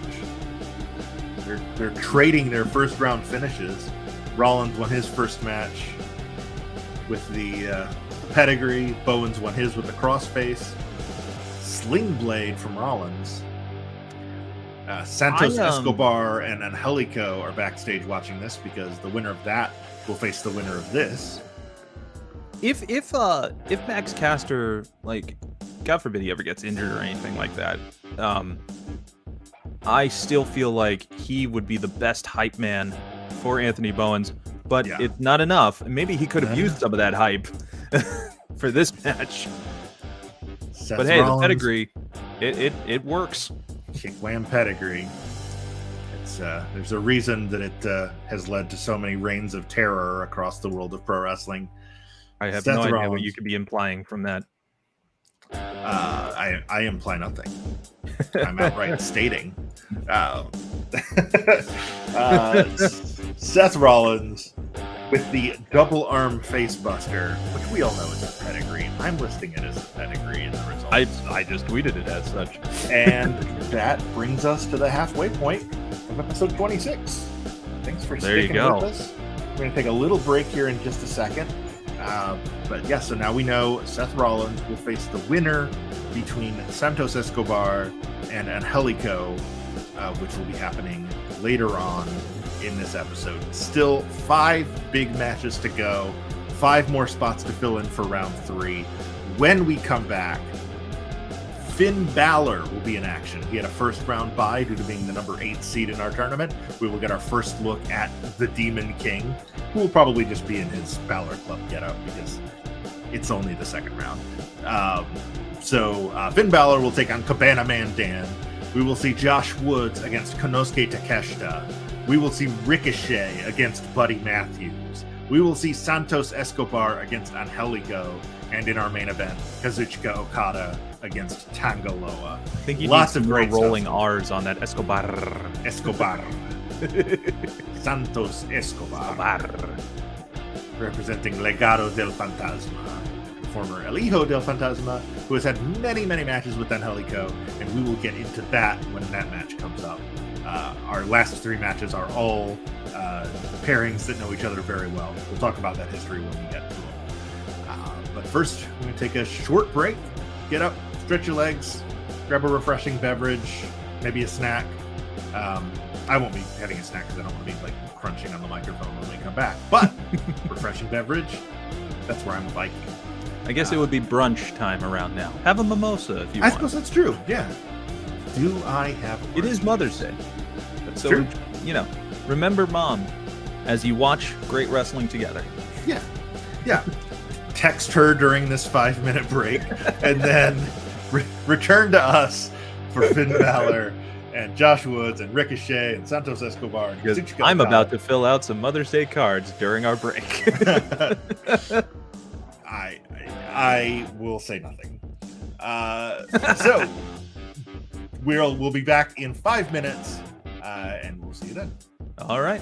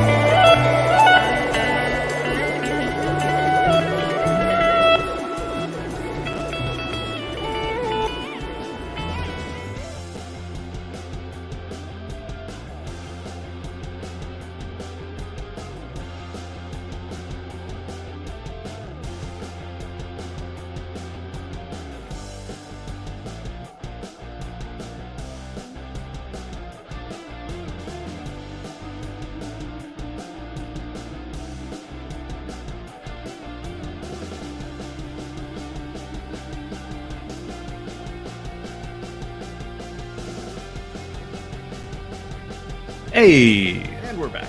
Slightly more than 5 minutes. I apologize. I got distracted because apparently, did you see what happened in Trenton yesterday at the WWE show? I not sure. I heard that there was a show. Apparently, Roman Reigns cut a promo after, essentially saying he is going to give up his titles to Cody and Seth, and then leave, and then come back to work a promo with The Rock, and then he's done. I don't know if that was in character or what, but apparently he cut a promo after the live show in Trenton last night. So that's why I was a little late coming back, was because I was just, scrolling through Twitter like one does. Okay, I'm looking up right now. Yeah, so Roman Reigns, this is from Gerwick.net. Roman Reigns made a speech following his match in a non-televised live event in Trenton, New Jersey last night and hinted that he is starting a new phase in his life and his WWE days are numbered. Quote, I think there's going to be some moves made here pretty soon. There's always these speculations, these contract talks, all that pushing, none of my business. That's my business, rather. People who can dive deep enough, I'm sure they can uncover enough stones. He said this live. Enough stones to figure out the time frame, but that's something I definitely want to dabble in. I want to gain more experience and I want to use these tools that I've learned. I think he's talking about acting. Yes. Reigns said that WWE has done right by him. They gave him a lot and placed many great blessings. I like to think that along the way, I just picked up so many skills and experienced so many different things that are going to help me, because at the end of the day, we all know how this works. This is a young man's game. You can't fall down your whole life. That's one way of pushing it. At the end of the day, it's all about getting into that game, being thrown into that fire, and seeing how you do. I have a pretty good track record with being thrown in the deep end, and if that happens in Hollywood, I'm looking to swim. Wow. Yeah. I honestly don't know if I'll be back here again. Wow. Yeah. That's insane. I'm flabbergasted. Yeah. So you can understand why I was a bit delayed coming back. I saw that news and was like, wait, hold on, I have to read more. We all know that he's currently in remission from leukemia. Yes. And obviously the way with the world is, as safe as it may be, he's still technically immunocompromised. Yeah. So, maybe he's started to realize that a bit more, and that this schedule is, the WWE lifestyle is maybe not as fruitful for him in the way he does things. I think he's got more than enough talent to be an action hero in WWE and outside of WWE. Yeah. He was very good in Hobbs and Shaw. It was a fun cameo. Yeah. I think though that going out at WrestleMania Goes to Hollywood against The Rock is a natural exit. And I think the two of them would put on a good match. And if this is what he wants to do, more power to him, man. Yeah. I find it like, it's kind of a shame because this has been the best run of his entire life by far. But if you're gonna go out on top. Yeah. Too many people think that, or just try to keep going and keep that momentum, and then unfortunately they burn out. But hey, he's got a family, he's got his own health to think about. He wants to make that transition into something that he probably has become maybe more comfortable doing. Yeah. I'm sure there's been some encouragement by his cousin. I would imagine so. And we talked about this months and months ago when he first came back. Yeah. Or I guess, it was years ago. But when he when he came back from, and then very shortly thereafter they started touring again. Yeah. About how maybe it's not a great idea that you've built your entire promotion around a guy who really shouldn't be in front of crowds right now in the middle of a pandemic. Then, there was a lot of speculation back then that maybe Roman wasn't thrilled with that idea. Mm-hmm. And now I don't know if that is a factor, or the factor, but I have to imagine it is a factor. Absolutely. How do you not take that into account when you're making this kind of a decision that, his life expectancy is already shorter just due to the business he's in. Yeah. But then also, having beat cancer once. Yeah. But still in the middle of a pandemic. Like, there's so many things that could go wrong.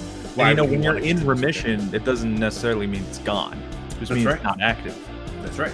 So I'm sure that came into play too. And as coming from someone who has an immunocompromised person in their family, I know the risks of what it's like to even just think about going to a public place, because you never know. Yeah.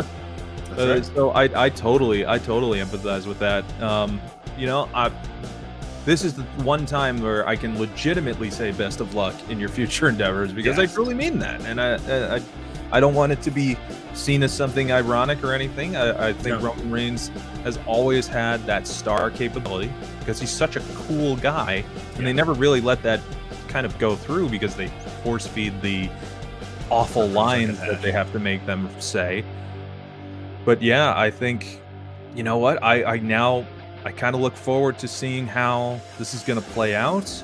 I think that it was one of the unfortunately wasted opportunities of such a great humanitarian storyline that they, I mean, I don't like the take of, it took cancer for him to turn face. Right. But people finally got to get a little insight into Joe Anoa'i. And it's God, imagine if he had still been Liaki. Yeah. The workhorse, or like what was it? He was the thoroughbred when he first started in NXT. And then he was there for like 2 weeks, and then he was gone because he showed up as part of the Shield. Right. He became totally over with his spear, which was one of the most protected moves at the time. All of his movesets were just like he had evoked a very Kevin Nash coolness to him. Yes. And everyone thought like, he's gonna win the Rumble right now. He just broke the record for eliminations. It was his first Rumble, and he was never hotter. And then all of a sudden, Batista wins, and it was like, oh man, why? Right. I honestly thought they were gonna pull the trigger on that one and just be like, let's give this kid a shot. They should have. It's one of those times where absolutely could have been the breakout face of that time. Mm-hmm. But WWE is gonna WWE. Yeah. There have been a couple of times where I feel like WWE missed an opportunity by not calling an audible in the Rumble. Yeah, that's one of them. And I've said it before, and I know it always gets a raised eyebrow, but I think in 2011, the pop for Santino Marella eliminating Alberto Del Rio from that Rumble would have been insane. You can work an angle at the next pay-per-view to get Alberto his title shot back. You don't have to go all the way with Santino. But that moment, the crowd was for it. They were for it. The reaction he got when he re-entered the ring and is like tearfully preparing the Cobra to They were so ready for it. Everyone was behind it. Yeah. And it's just like, oh man. It's also like when he almost won Elimination Chamber. Yes. He could have been champion. Yep. What a story that would have been. But now his daughter's in NXT. That's right.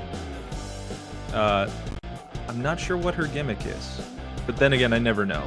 I have to play the game. What's your thing? What is it? Because the question isn't what is it, it's what is it now? Yeah, because look at Grayson Waller. He's a guy who's like, I'm a social media influencer. I'm a skateboarding extreme guy. I'm a jerk is really what it ends up being like at the end of the day. Yeah. Grayson bloody Waller. I'm a guy nobody likes. No offense to Australia. I know that's not a great impression. Speaking of Australia, and I know this is a side tangent, but we'll definitely get to the tournament. I used to work, Pat and I, obviously, we used to both work at Walt Disney World, and I started in Hollywood Studios at the attraction Voyage of the Little Mermaid, which is still going. One day, I wasn't able to find my name tag. So when you do, you have to get a replacement one because you obviously need one. There weren't any Mikes, there weren't any Michaels, and usually it's either Pat or Chris, a very gender-neutral name. However, I was lucky. I had, I think it was Alex? It was something, but I was from Perth, Australia. Ah. Now, I worked with someone who was legitimately from Australia. His name was Kurt. Wonderful human being. I decided to put on my best Australian accent, having listened to him for weeks on end, and mess with him. It was lucky I didn't get fired that day, because I would do all the safety spiels and all that stuff, and then he would legitimately tell the crowd, "This man is not from Australia. Do not listen to him." And I knew enough about Perth, thanks to wrestling, because Mikey Nichols is from Perth, Australia. Yeah. And that was the only reference I had. And anytime like I would fake Australia, I would always say Perth because it was just legitimately like reasonable. It's like, oh, anybody can say Sydney because everybody knows Sydney. Right. Everybody Sydney knows and Perth. Melbourne, everybody knows those. Everybody Perth knows Melbourne. Yeah. Sydney. No one knows Perth. By the way, Bianca Corelli's gimmick is she's Ariana Grace. She hasn't debuted on TV That's yet. good. With a That's a name nice like name. that, I'm guessing they might be going for like a pop star thing. Ariana Grande. I don't know. I know that Roxy, she is a gamer. That's her. Yes. That's her thing. Her thing Roxanne is like, she's Perez. basically a Twitch streamer. Which is deeply ironic coming from yeah. that company. Very. Yeah. It's like you can't do that in real life, but hey, we'll Yeah. pretend we know what that is in our 65-year-old demographic. All the cool kids are doing it. And hey, speaking of cool kids and Twitch streams, what do you say we get into match number 6? I was gonna say, where are you going with this? We are not going to look at an Australian. I was really hoping to tie that in somehow, but Nah, we've got a man from unfortunately, Ireland. we've got an Irishman Man and a man from Gadsden, Alabama. That's Cabana Man Dan making his entrance there. What And, does I meant to look up- MOTFF stand for? I was going to say I meant to look that up and I forgot. I'll do it for you. Okay. We did see him way back in episode 3 defeat Trey Lamar. Cabana Man Dan, the number 264 seed. Lamar was number 249. So it was a minor upset. You've probably seen Cabana Man Dan on various promotions on IWTV, most notably challenging Derek Neal for the New South title in last April. And He's also a fan of the show, it turns out. yes, indeed. And I mean, he's got good taste. That's right. That's right. A very, very smart man, that Cabana Man Dan. And he's in there with Finn Balor, who, you know Finn Balor. Finn Balor from Bray, County Wicklow, Ireland. 5'11". Prince Balor, Fergal Devitt, Prince Devitt, yeah, Fergal Devitt. the Prince Demon Devitt, King. former leader of the Bullet Club, current leader of the Balor Club, which is just him. Also, again, going by the Prince, according to his Titantron. But yeah, he's the number 8 wrestler in the world, according to the PWI 500, which earned him a first-round bye. So this is our first time seeing Finn in the tournament. I and- have looked it up and I cannot find anything about what that acronym is. Man, what is your nickname? I know he's the Castaway. Yep. I know that his finisher is the Surf's Up Flip Flop Chop, which is a move I can absolutely hear Excalibur scream. There it is, the Surf's Up Flip Flop Chop. And then Jim Ross going, Flip Flop Chop. The what? Looks like a chop to me. Yeah, we get it, Ross. yeah. We know, we get it. understand, Jim. We understand. All right. Maybe it says on his Twitter. This is a mystery. Cabana Man Dan, if you're listening, if you're watching the show right now, and we hope you Yeah. are, please let us know. Drop in the chat. Fill in the Cabana blanks. Man Dan, much like Evolution, is a mystery. It's not really, though. That lyric never made sense to me. Want to change it? No, Like, Lemmy, do you believe in evolution? I hope so. Because it's a thing. I mean, Well, Yeah, there's some missing links here and there that, I guess that's slightly mysterious. But, I do, by the way, support Cabana Man Dan on Pro Wrestling Tees because he's got a Sesame Street parody called Flip Flop Street. He's got Cabana Man Damn as a t-shirt. Got That's My Dan. And then my personal favorite, no flips, just flops. Cabana Man Dan in the FTR style. The Sesame Street one, though, is pretty cool. It's him as a Muppet. Alright. Yep, Cabana Man Dan, you're going to have to fill us in on that. Or alternatively, whoever it was that made this edit of you just threw that in there to mess with us. You know what that stands for. Please, let us know. I cannot find it on any of his online bios. We need to give all the credit we can.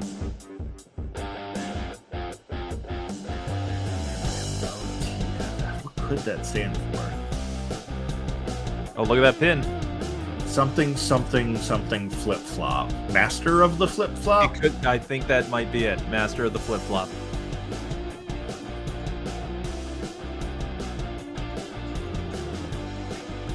Makes me wonder if he uses the flip flop and fly.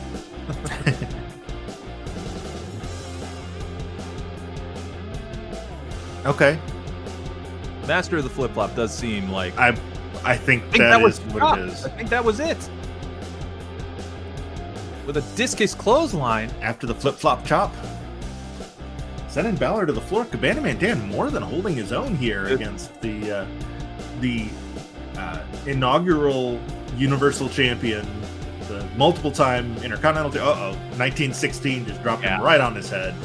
That might be enough. 1.9. Ooh, he flopped right out of it. Cabana Man Dan flipping and flopping, Bipping bipping and and bopping. Coup de grace. Yes, not the coup de grace, Yeah. Michael Cole. 1.9. Cabana Man Dan kicking out of all the big guns from Finn Balor. I cannot stand when they call it the coup de grace. Yeah, no, you don't pronounce the C. At least they're not saying like coup de Gracie. The Coup de Grace. The Coupe de Gracie.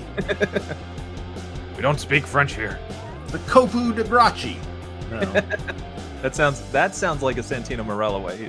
Yes, it does. You're doing the coup de Gracie. When he used to call him John Cena. John Cena. God, I love as an Italian American, or someone who comes from Italian American grandparents. Sheer Noir there from Cabana Man Dan. He was the Marie Chevalier of Italians. The thing is, he's Canadian. Yeah. Comes from the same area that my cousins do, who are also Italian natives. So I was just like, is that where all the Italians go for Canada? Is Mississauga? Speaking of Canadian Italians, if you've never listened to the How Did This Get Made episode about the movie Little Italy, starring Hayden Christensen and Emma Roberts, I think, do yourself a favor. Check it out. That is not a good movie, but that's a very funny episode of that podcast. And it's like they filmed it it's one of those Hallmark movies too, right? Mm-hmm. God, to be you want to talk about consistent work. If you work in the Hallmark Channel. Yeah. Yep. Yeah, Danica McKellar will never struggle to have a payday because as long as there is Hallmark and as long as there is Christmas, there will be money for... What's a wrestling talent that you think could do well in romantic comedies?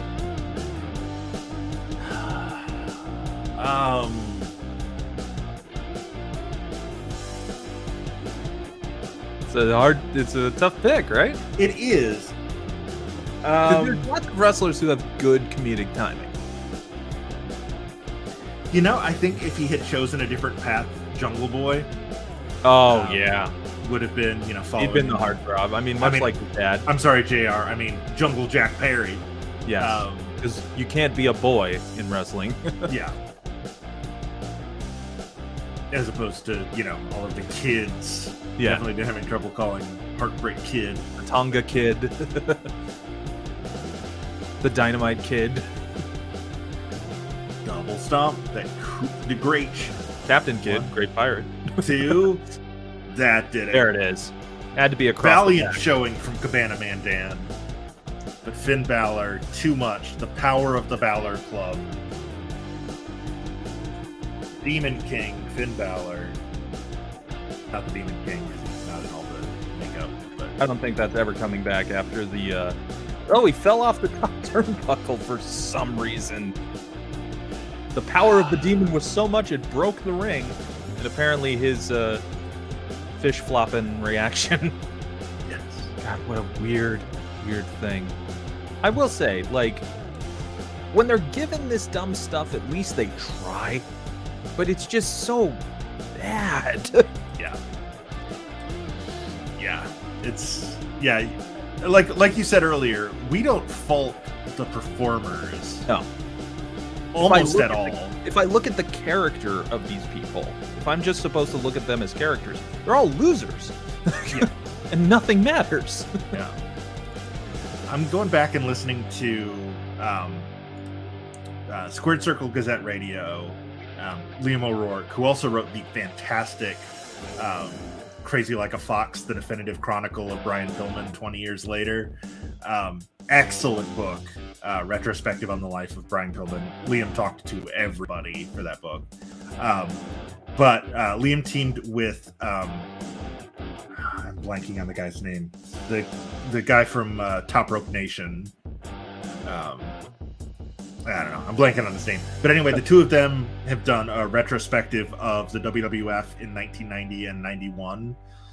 And just hearing them talk about what were pretty rough years creatively for the WWF, still talking about the level of planning that went into even the bad angles of that time.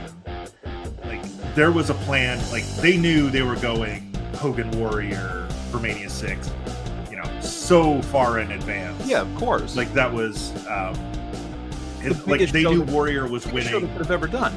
To the point where they did a joint show. WWF, New Japan, and All Japan did a joint show, and because the show was being joint promoted by all three, Vince had to have a conversation with Giant Baba, who was running All Japan at the time, to tell him that when the show happened, which hadn't happened yet because it hadn't. It was going to be after Mania. He had to tell him, "Hey, I know Hogan's in the main event, but Warrior is going to come into the show as champion." Oh, wow. To which Baba then immediately went to the Japanese press and told them, because he was mad at Vince because he wanted Hogan to come in with the title. So he went straight to the Japanese press.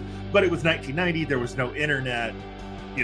People in the States didn't get that spoiler, even though it was pretty clear. But if you call our 900 line, you will get all the dirts. That's right. Yes, exactly. 1-900-909-9900. Wow. Yep.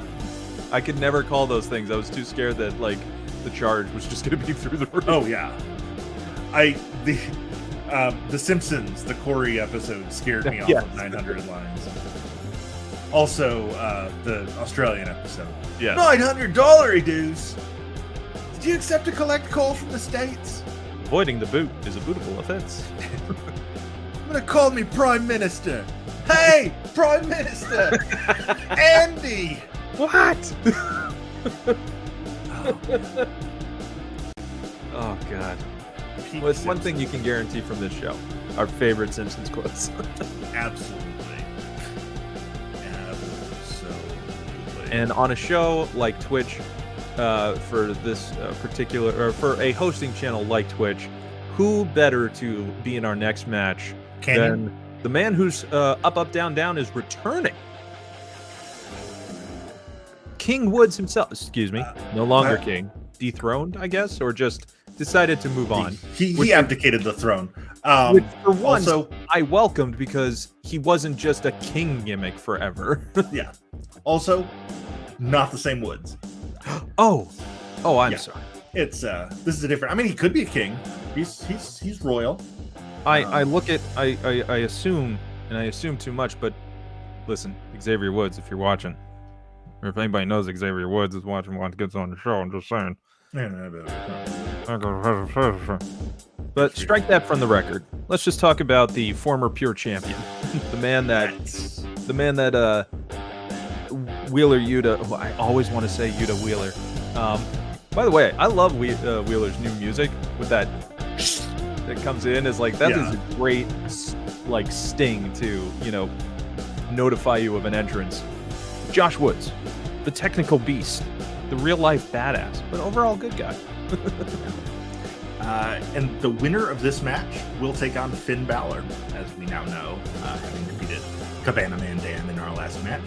Here comes Konosuke Takeshita, who, if you didn't know his name 6 weeks ago, you do now.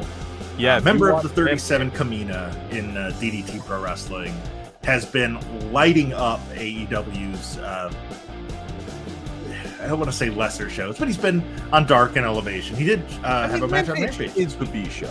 It really is. But yeah, it doesn't have to be. That's the thing we keep like trying to emphasize. I mean, it was a great main event though. Yeah, I was very interested in that match because that was like as much as I try to keep up, I don't always watch Dark and I don't always watch Elevation, but at least they were acknowledging that those shows exist and that they have some sort of established record from wins and losses on that. Yeah. But Josh Woods, one of the members of the Foundation. Yes, indeed. A stable that who knows if it will exist in the new version of Ring of Honor. I think that it is no longer a thing, but just more of a state of mind. Because obviously, with the direction that Jay Lethal has decided to take with his old running buddy Sanjay Dutt, and Satnam Singh, who is gigantic, it just is amazing. Yeah. They paired them with the right people to put over the sides. Yeah. Yes. Yeah, because neither Lethal nor Sanjay is. They're average between 5'5" and 6 foot height. So. Yeah. So yeah, if you want to get your 7'4", 7'5", I can't remember how tall Singh is. Gigantic. He's very, very tall. The biggest. Yeah. He's the tallest wrestler they have. Oh yeah, by a bit. I forgot who he played for in the NBA though. He played, I want to say it was Dallas. He played for very briefly. I don't think he played an entire season. No, but he was. Double check. It was Dallas. Yeah. He did play for the Mavericks. He was the 52nd overall pick in the 2015 draft. He is 7 foot 4 1/4 inches, 304 pounds. Good God. According to his Wikipedia. Oh, he actually played longer than I thought he did. Denied at his tryout at the Performance Center, which is insane to me because I feel like they would have loved him. Especially when they were doing their big India push last year with the Super Showdown. And that was in 2017, and he would have been, probably built up and forgotten more than likely. Sure. Veer is going to be done too. Yeah. Even though I love Veer. Veer finally came. He finally came. Good for him. Oh, jeez. We're just gonna avoid all those. Deadlift spine buster from Woods. Yeah, I'm ignoring it too. This is a fun fact about this match. This is the only match in this episode where both wrestlers were favored in their first round match. This is the only. It's the 121 seed Woods against the 136 seed Takeshita. Every other match today has had at least one person who was supposed to be eliminated in round one. Woods beat Troy Hollywood in episode 20. That same episode, Takeshita beat Ricky South. So we will see which of these two will move on to face Finn Balor, and which one will be joining Hollywood and South in the gallery to watch the rest of these shows. Something that I hope carries over from the old ROH that Josh Woods is a former winner of is the Top Prospect Tournament. Yes. I would like to see them carry that over. It would be a good tournament to carry over both on eventually what ends up being ROH's television show, wherever that may be, and show those on Dark and Elevation as well. I feel like that's a good place to put them to get some eyes on it. Yeah. Yeah, and it's it's not like they have a shortage of great young talent already, but being able to bring in kind of use ROH as not quite a development promotion, but as a sort of unofficial. Oh, Burning Hammer from Takeshita. That's the move he used to beat Ricky South, but he doesn't go for the pin with it. Instead, he goes for the knee buster. Diving drop kick. I am very. I know that it's been slow development, but the DDT talent exchange has been fun. Yeah. I'm excited to see. My hunch is they'll probably kick it into a higher gear after Forbidden Door. Full gear. Full gear. Yeah, I think we'll start to see more DDT guys start to show up in the weeks following Forbidden Door, just because that's a lot to juggle between trying to book these dream matches on relatively short notice for the New Japan show, and then to also start to integrate the DDT and Noah and Tokyo Joshi Pro, all of the Cyber Fight wrestlers. Speaking of which, have you seen that Nyla is calling out Stardom? I did see that. Man, can you imagine? I would love to see a deal with Stardom. Nyla Rose calling out Stardom. Yeah, I would love to see a Stardom. I would love to see a Stardom exhibition on Forbidden Door. Let audiences see, because there's not really a great way to watch Stardom in the States other than their streaming service. Which, if you're already paying for, Peacock and IWTV and New Japan World and Wrestle Universe, do you really want to throw another, especially if it's only one promotion, do you really want to pay that? But man, the fact that there's no great U.S. exposure for like Utami Hayashishita and Syuri and Julia and so many of the women in that promotion, I would love to see them get some exposure on Forbidden Door, even if it's just like an 8-woman tag, just like the top stars of Stardom against Britt and Nyla and Thunder Rosa and Jade. I mean, I think everybody knows at this point, and I hope that they're a little more self-aware that the women's division 2.9. I'm waiting to see them open a Dynamite when the crowd is at their peak, of like waiting, like this is the show. Yeah, we're all excited. Give them that opening spot. That is it is such a great spot to have. Yeah. As great as it is that they're main eventing, but like sometimes on Dynamite, like the opening match is the main event for the most part. It is the thing that people tune in and are like, what's going to start this show? Yeah. Yeah, in a lot of ways, Dynamite is structured like the old Saturday night's main event specials where you kind of lead off with your big thing, and then you have your second biggest match as your main event. Oh, Takeshita with a nice variation on the guillotine choke.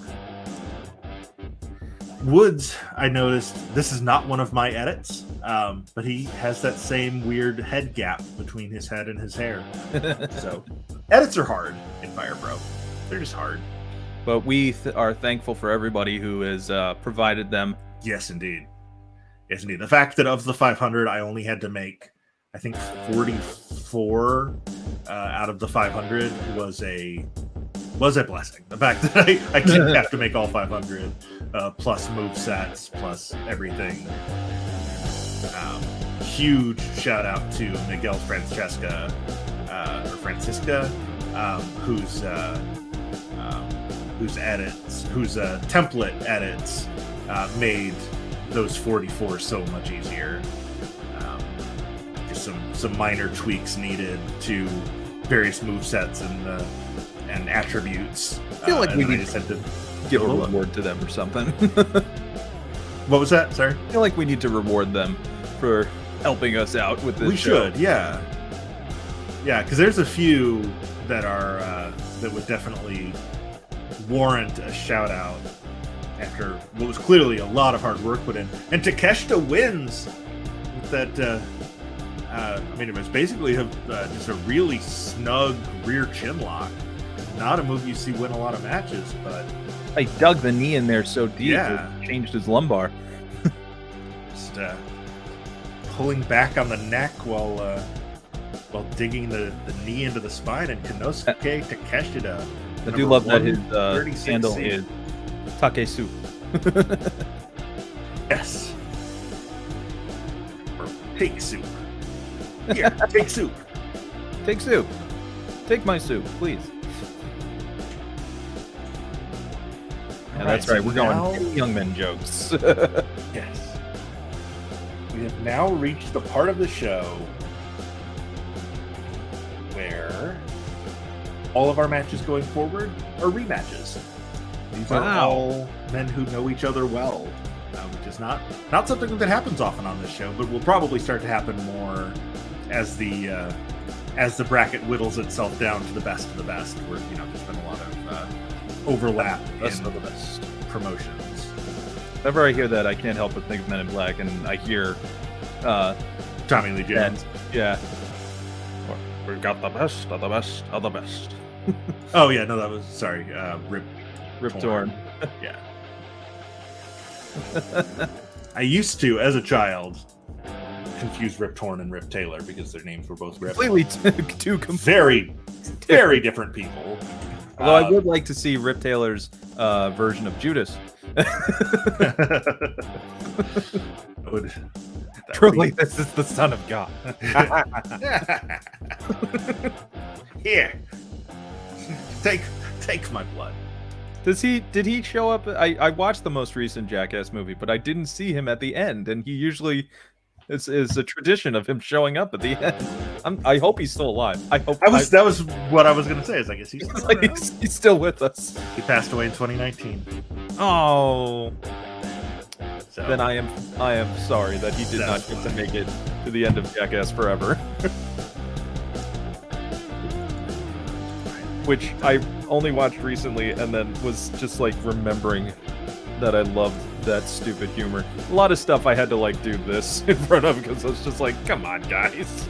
I need to go back and watch Jackass because I thought I was too cool for it when it was, at its peak. Oh, I certainly wasn't. I thought I was too intellectual.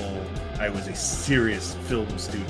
And that was just the lowest of the lowbrow. And But, now, our age gap though is significant in terms of pop culture ingestion because it's like. Also, I don't know why I look like I'm sunburnt in this camera, but although I do have the flesh where of my Irish heritage, where if I do step out in the sun for 30 seconds, I am a lobster. But no, like you and me, like even though we're like not too far ahead, too far different in age, there is enough of a time where it's like you'd be a senior in high school and I'd be a freshman, right. and that distance of what we'd grow up with is enough for us to like Yeah. one show is a different taste between us. But luckily we're past that. Yeah. We're past the point. Once you hit your 30s, none of that shit. None of that matters. You get past 35, you're just worried about what's gonna hurt today. Right. Yes. What new medication am I now Noise taking will I make for my as I high get out of cholesterol? bed? That's what you're worried about. Yes, boys and girls, I am now on cholesterol What's medication. today's groan? Right, yes. Did I sleep correctly last night? And does anything hurt that shouldn't hurt after sleeping? Of course, The if one you're thing of I those do who likes well. to stay in shape, Yeah. you don't have to worry about it. Yeah. If you like to exercise or eat healthily or take Man, I care miss of having a yourself. metabolism. That was always my favorite Chris Farley bit from Yeah. People say that I don't shower enough or have bad manners at dinner parties or I frighten children.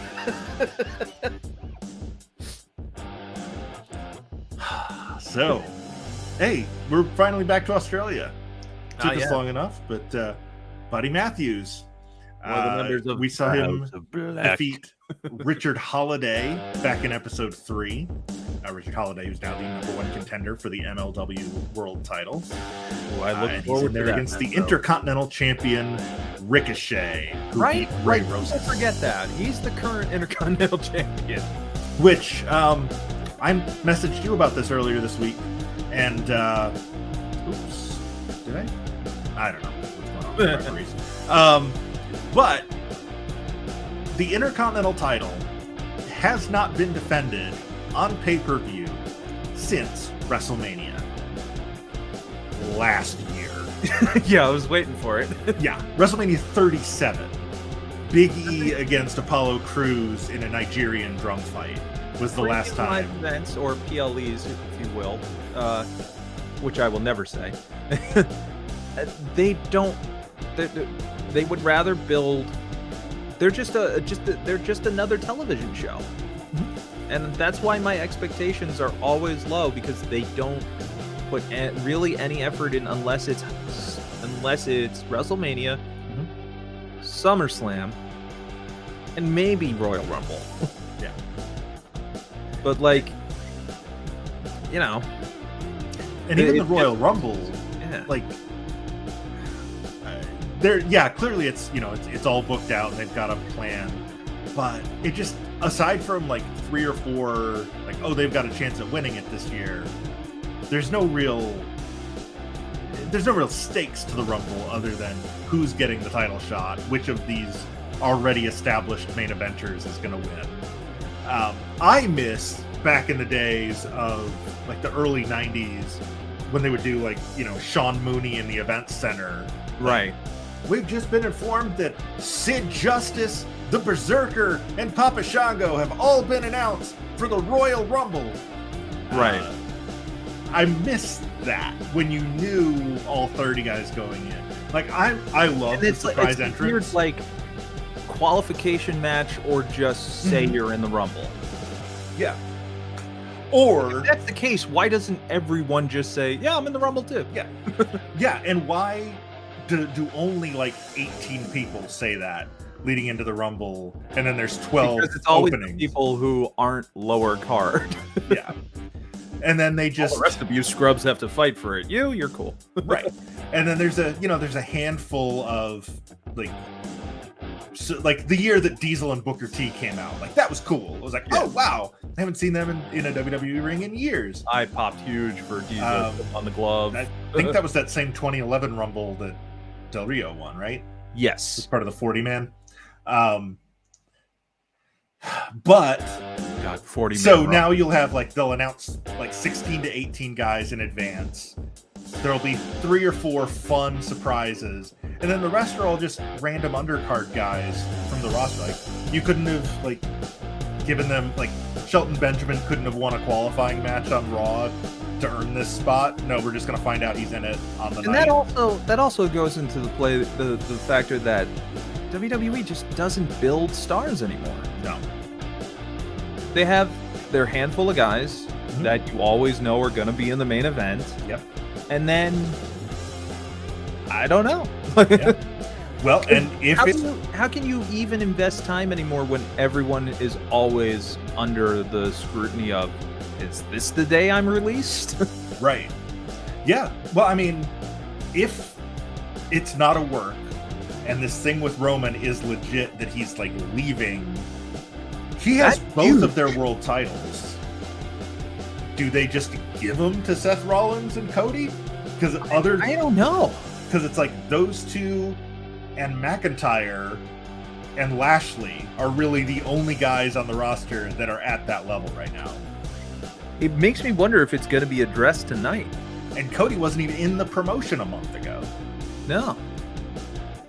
I really wonder, though, if it'll be brought up tonight. I don't know. Well, I mean, Might be the only reason I watch. I was gonna say I might watch Backlash just for that. Yeah.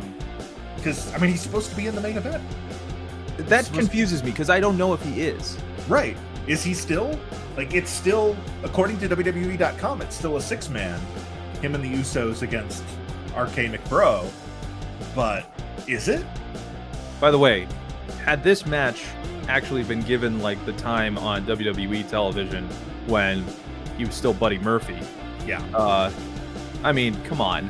But that the breakout match between him and Aleister Black was just, amazing. And then him versus Buddy Murphy versus Roman Reigns was insane. Where we all thought, oh wow, this they're is serious about unexpected. it. Yeah. It was like, where was this guy? This is the 15th time all time that these two have been in the ring together. They have teamed once. They're 1-0 as a team. In matches against each other, Ricochet is 7-6.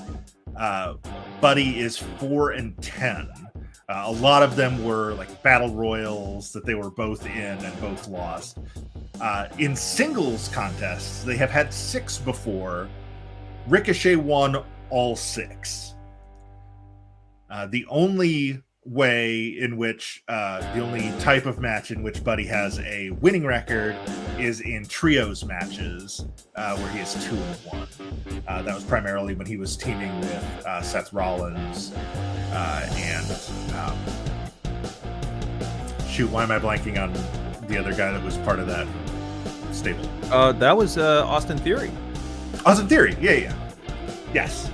A lot So of people the three of forget them that against, Aiden it was is- usually like Ricochet and the Viking Raiders or Ricochet and the Street Profits. 630 for Ricochet, that might be enough. I love the 630 because that he gonna be his lands flat on his seventh? back. It is. There it is. Ricochet climbs to 7-0 in singles matches against Buddy Matthews. And I believe, I can't remember if Brody King won his first round match. I'm going to look that up now. But I think that might be it for... Oh no, Brody King beat Travis Huckabee in episode 16. So What do you Brody is now think the of last Black remaining now, by the member. way? Sorry, what? What do you think of House of Black now with the direction it's going in? I feel like they're kind of spinning their wheels. Yeah. But I am hoping that the fact that they have started bringing Julia Hart back in means Well, that this is they're this about is to exactly one of my problems with AEW. I obviously love the promotion and love the talent that's in there, but not everything has to be a saga. Like this storyline could have been over the course of 3 months instead of several more than it needed to be. Even like just a month, you could have told this storyline. Yeah. It's one of those things where it's like, get to the point. Right. Well, and it's not helped by the fact that I do like the way that AEW like cycles guys in and out, where it's not the same people on TV every week. Right. But stories like this, sorry, that was just a oops. I went to the wrong menu on my PlayStation. It's like you really are asking a lot for people to remember all of like every story. Right. And then when it comes back, you're like, is the payoff worth that? Right. Yeah, that's exactly what I mean, is that these stories that get cycled off of TV, they have to play a little catch up to get the audience reinvested. Like we saw the same thing when they went back to Britt versus Thunder Rosa. That was a feud that was red hot and then just was off TV for a while, which is fine. But you can't then immediately go into, oh no, this is a blood grudge match. It's like, well, we haven't seen that. They haven't been trying to kill each other for months. Why are they now? It's just, one of the drawbacks to having such a spectacularly stacked roster is that some stories are just going to kind of fall by the wayside unless you pay them off, like you said, within a month. Do it as a short story. It doesn't. Not like you said, not everything has to be a saga. Because like Julia Hart, I don't know, but you should probably have that looked at by a doctor if that thing's spreading. Yeah. The other thing is, it's like, okay, I'm supposed to suspend my disbelief about this, but it's very hard to think that, like, what were you doing this whole time that you guys are on the road together, backstage, you're doing these shows? What were you waiting for? Right. Yeah. Like I said, not everything has to be a saga. But you can tell the same good story just shorter. Yeah. And also, Cabana Man Dan replied simply to "Aw" to his loss. I let him know you're still a winner in our hearts. Yes. It was an uphill battle in there against Finn Balor. But congratulations on making it this far. At least his back isn't legit injured from a move like that. Yes. Just your simulated avatar. That's right. That's right. And now we go back to our rematches. This is a pairing that has only met once before in singles action, but it is their 36th time sharing a ring. We see Angelico representing the Andrade family office. I gotta do the dance. I wish he still did that entrance. They need to let him still do that entrance. Yeah. And he is in there against Santos Escobar from Legado del Fantasma. So, who apparently right now is in a mob war with Tony D'Angelo. Yes. They have met in Torreón, Mexico. They have met in AAA. They have met in the Crash. They've met in Promociones EMW. They met on the Mexican Indie Circuit. They met in Lucha Underground. These two have wrestled against each other 29 times. They have teamed together 6 times. And this is the second time they've ever gone one-on-one. In their previous one-on-one match, Escobar picked up the victory in his El Hijo del Fantasma character that he had in AAA, where he was masked before coming to the States as Senor Escobar. Escobar, the number 81 seed in our tournament, in there against Angelico. Angelico upset his own stablemate, Andrade El Idolo, in round 1. Of course, they weren't. Andrade hadn't bought out the Hardy family office yet at that point. And we saw Santos Escobar beat Gabriel Kidd in episode number 3. We know the winner of this will face Seth Freakin' Rollins in round 3. I think that's how the New Jersey announcement would be. Seth friggin' Rollins. Seth Freakin' Rollins over here. Seth friggin' Rollins over here. So yeah, as a team, they're 4-2, 3-2 in straight tag matches, 1-0 in their only trios team. They have both lost a scramble to rather than going through the stats against each other. Angelico has a better record, 13-16 against Escobar's 11-18. They have met in a scramble, singles, 3-way, 4-way, 8-way, 10-way, tag, 3-way tag, 4-way tag, trios, and 3-way trios. These two have had just about every possible type of match you can have. And now here they are in round 2 of the 500, looking for that match with Rollins. I believe that's Daisuke Kiso is our referee for this match. That was correct.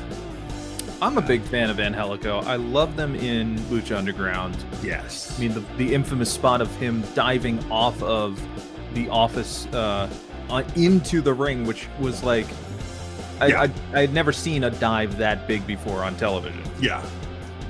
Yeah, it's like if this is going to come out ruder than I mean it to, but it's like if New Jack was athletic. It was much. It was very similar to the spot you see of New Jack in all the ECW highlights. Yeah. Diving off the top of the entrance. Yep. But except he gets a running start across the roof of Dario Cueto's office and just dives onto a pile of bodies in the ring.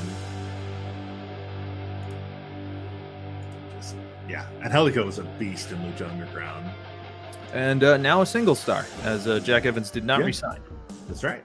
A lot of that happening this week. It's inevitable, but at least it's better for them to be like, listen, if you don't want to resign, that's fine. Yeah. Do what you want to do. Right. Door's always open. Yeah. Yep. Jack Evans and Stu Grayson both leaving AEW. Willie Mack and Jonah both leaving Impact. Mm-hmm. Candice LeRae leaving WWE. plus the 9 people who left It's involuntarily. just a better business practice to just like, listen, if you don't want to resign, that's fine. Yeah. If you, it's just it allows them to work, because I hate that 90-day clause. Yes. It's like, why are you just taking work away from people? Right. Or the clause where it's like, if you miss out on dates because of injury, you have to still fill You up make the them rest up. of those. Yeah. It's like asking someone Oh, to God. work the end of their shift after Strong they've 0 fired from in the morning. Escobar. 2.9. That happened to me once, by the way. They said, well, yeah, we're letting you go, but can you just work the rest of the day? I was like, no, No. no, I'm going home because Yeah, I you- don't have a job right now. You just told me I don't work here anymore, so Yeah, you I'm not going told to me I work don't here work here. anymore. I have a fascinating article to send you, by the way. 10 things we learned from a genuine 1998 Nitro script. Huh, okay. I'll have to check that out. I have Oh, always yeah. wanted to see... Crucifix bomb into the buckles. Oh, jeez. Crucifix Buckle Bomb is quite a maneuver. Trying to kill Escobar here. And can lose their head that way. Did you happen to catch Cody Rhodes on Stone Cold's podcast? Just the clip of them arguing about which is the superior Zelda game. That's what I was gonna say. I didn't know that Austin. That's the most revealing thing. I didn't know that Austin played Zelda. Austin is a Breath of the Wild fan. Ooh, who knew? Certainly not me. That Like does how he not corrected seem. him. No, wrong. Breath of the Wild. I don't know why for some reason the only video game I can envision Stone Cold playing is that Deer Hunter game that you see in bars. Yeah, For some reason that's the only thing I can imagine him picking up a controller for. or the golf one. Or the golf, yeah, the Golden Tee. Yeah, Golden Tee. But no, apparently he played Breath of the Wild. Who knew? Yeah. Rikishi driver, Samoan driver from Escobar, and that's enough. There it is. Santos Escobar. I'm curious what they call this driver. I think, is that the Thrill of the Kill? I can't remember if that was his when he was King Cuerno in Lucha Underground. If that was his finish then. Well, what does Fire Pro call it? They are calling it Fire Thunder. Fire Thunder driver. So Santos Escobar, the Who, number by the way, 81. we finally got the answer to the question of why are so many people being kidnapped at the Performance Center parking lot? Oh, it was these guys. Yeah. Probably the most dangerous place in WWE. Yeah, bad Why things would happen in anyone the want- NXT Why would parking anyone lot. want to go there? I don't know. Have for years. I mean, we all remember what happened to Hideo Itami. Who? Oh, yeah, I'm sorry. That's the thing. I don't know who that is anymore because God forbid they ever let me remember any history. Right. Don't look over That's here, true. guys. This didn't happen. Yep, the WWE universe is just a bunch of toddlers looking at keys. Or as Magic Matt? Yeah, I think that's what he called it. Daddy Magic. Daddy Magic, yeah. The AEW Galaxy Sports entertainment. Entertainment. For over several weeks, the leading group in sports entertainment. I love that because that is that's the WWE intro I grew up with. Exactly. Was the A World Wrestling World Federation. For over over 50 years, decade, the for 50 revolutionary years, force the most in dominating sports force in sports entertainment. with that blue cube rising up out of the Yeah. blue goo with the logo on it. I do love that. I love that it's updated every week. Like they Yeah. could have just said, but every week they update it with the amount of time they've been doing it. Yeah. Plus, his voice he goes full Canadian. Yes. Yeah. As annoying as I find some of the sports entertainer stuff, Jericho really trying hard to get catchphrases over. He calls himself the Wizard now Yeah. because he threw a Because he threw fireball. a fireball. Yeah. Chris Jericho casts Fireball. Fireball. Fireball. But it is time for the Not quite the same. main event. I've had enough talk. It's One day time. you'll get that line right. What? Looks like we've had enough. I listened to a podcast where every time they talk about the main event of an AEW show, they use that line, and he slowed it down to like 0.25 speed. Oh no. So, but every time it sounds like it's slower and slower each time it's played. Looks like we've had enough talk. It's time. Main event. So this is Marty Asami is our referee from New Japan Strong, officiating this match between two New Japan stars. This is the 39th meeting between these two. They have never teamed. No, They have only ever been against each other. I don't think Tangaloa that, the has a Guerrillas of winning Destiny record. I don't think the Guerrillas of Destiny are joining Chaos anytime soon. No, I don't imagine so. But Tangaloa has the better record. Wow. In those 38 meetings, he's won 23 of them. 2-0 in tag matches, 7-4-1 in trios, 11-1 in 10-man tags. Okada and Chaos are 9-3 in 8-man tags. That's the only type of match where he has a winning record. Okada, we saw back in episode 4, beat the Boar, formerly the Proletariat War of Yes. Moldova. And Tangaloa, we saw beat another New Japan star, El Fantasmo, Oh yeah, on that same show. I want Guerrillas of Destiny versus FTR. Yes. Give me that match and have them defend the Ring of Honor titles. Yep. I thought I wanted FTR against the Dangerous Techers for Forbidden Door, but I'd rather have Danielson and Sabre. Zack Sabre Jr. versus Danielson, or Wheeler Yuta defending the Ring of the Pure Championship. Yes. I feel like they need to do something a little bit better with, because right now it feels like the title matches are just filler, which is it's a bit discrediting, because it's like, you know, hardcore fans obviously know Ring of Honor, Sure. but if you're a younger AEW fan, you may not know, and you kind of have to wonder, like, well, why is this important? Right. Because as good as Mercedes Martinez versus Deonna Purrazzo was, the crowd just did not care. And that was poor execution of hyping them up with maybe 1 or 2 video packages explaining why. Here's Mercedes Martinez. This is her finishing move. This is what you should be looking out for. Yeah. Here's Deonna Purrazzo. This is what she's been doing in Impact. She's also the AAA Women's Champion at one point. So here's why she's a threat. Yeah. And then it just was like nothing.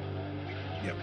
But at the same time, I argue that I feel Willow Nightingale would have gotten the crowd behind her more. And I love Mercedes Martinez. Yeah. Fantastic wrestler. I think she definitely embodies that title. But Willow Nightingale she gets a crowd much more behind her. Yep. Yeah. Willow is a star. Absolutely. I really hope she stays.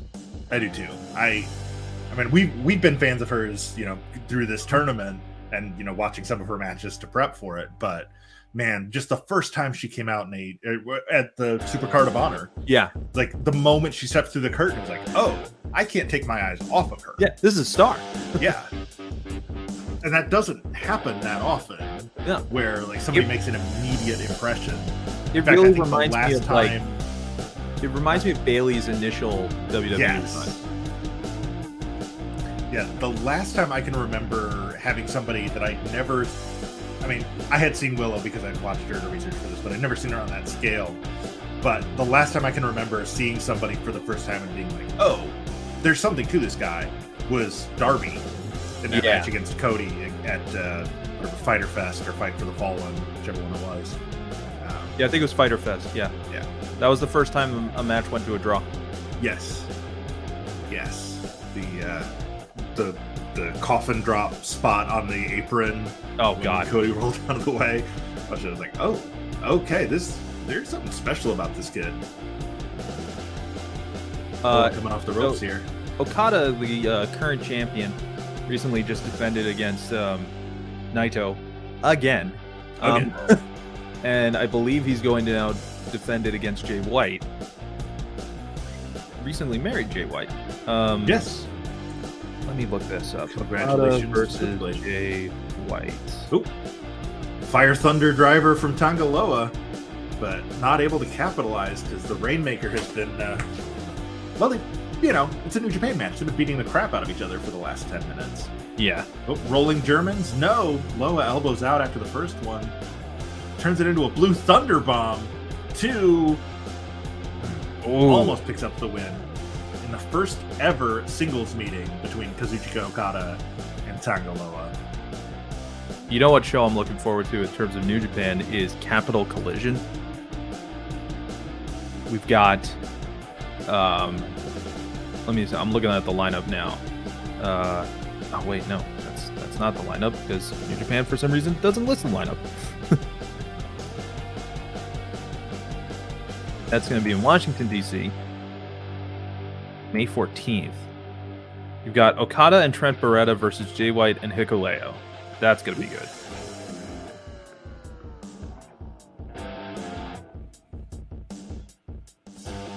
Okay, come on. I love the way that they're like basically letting chaos be on both shows.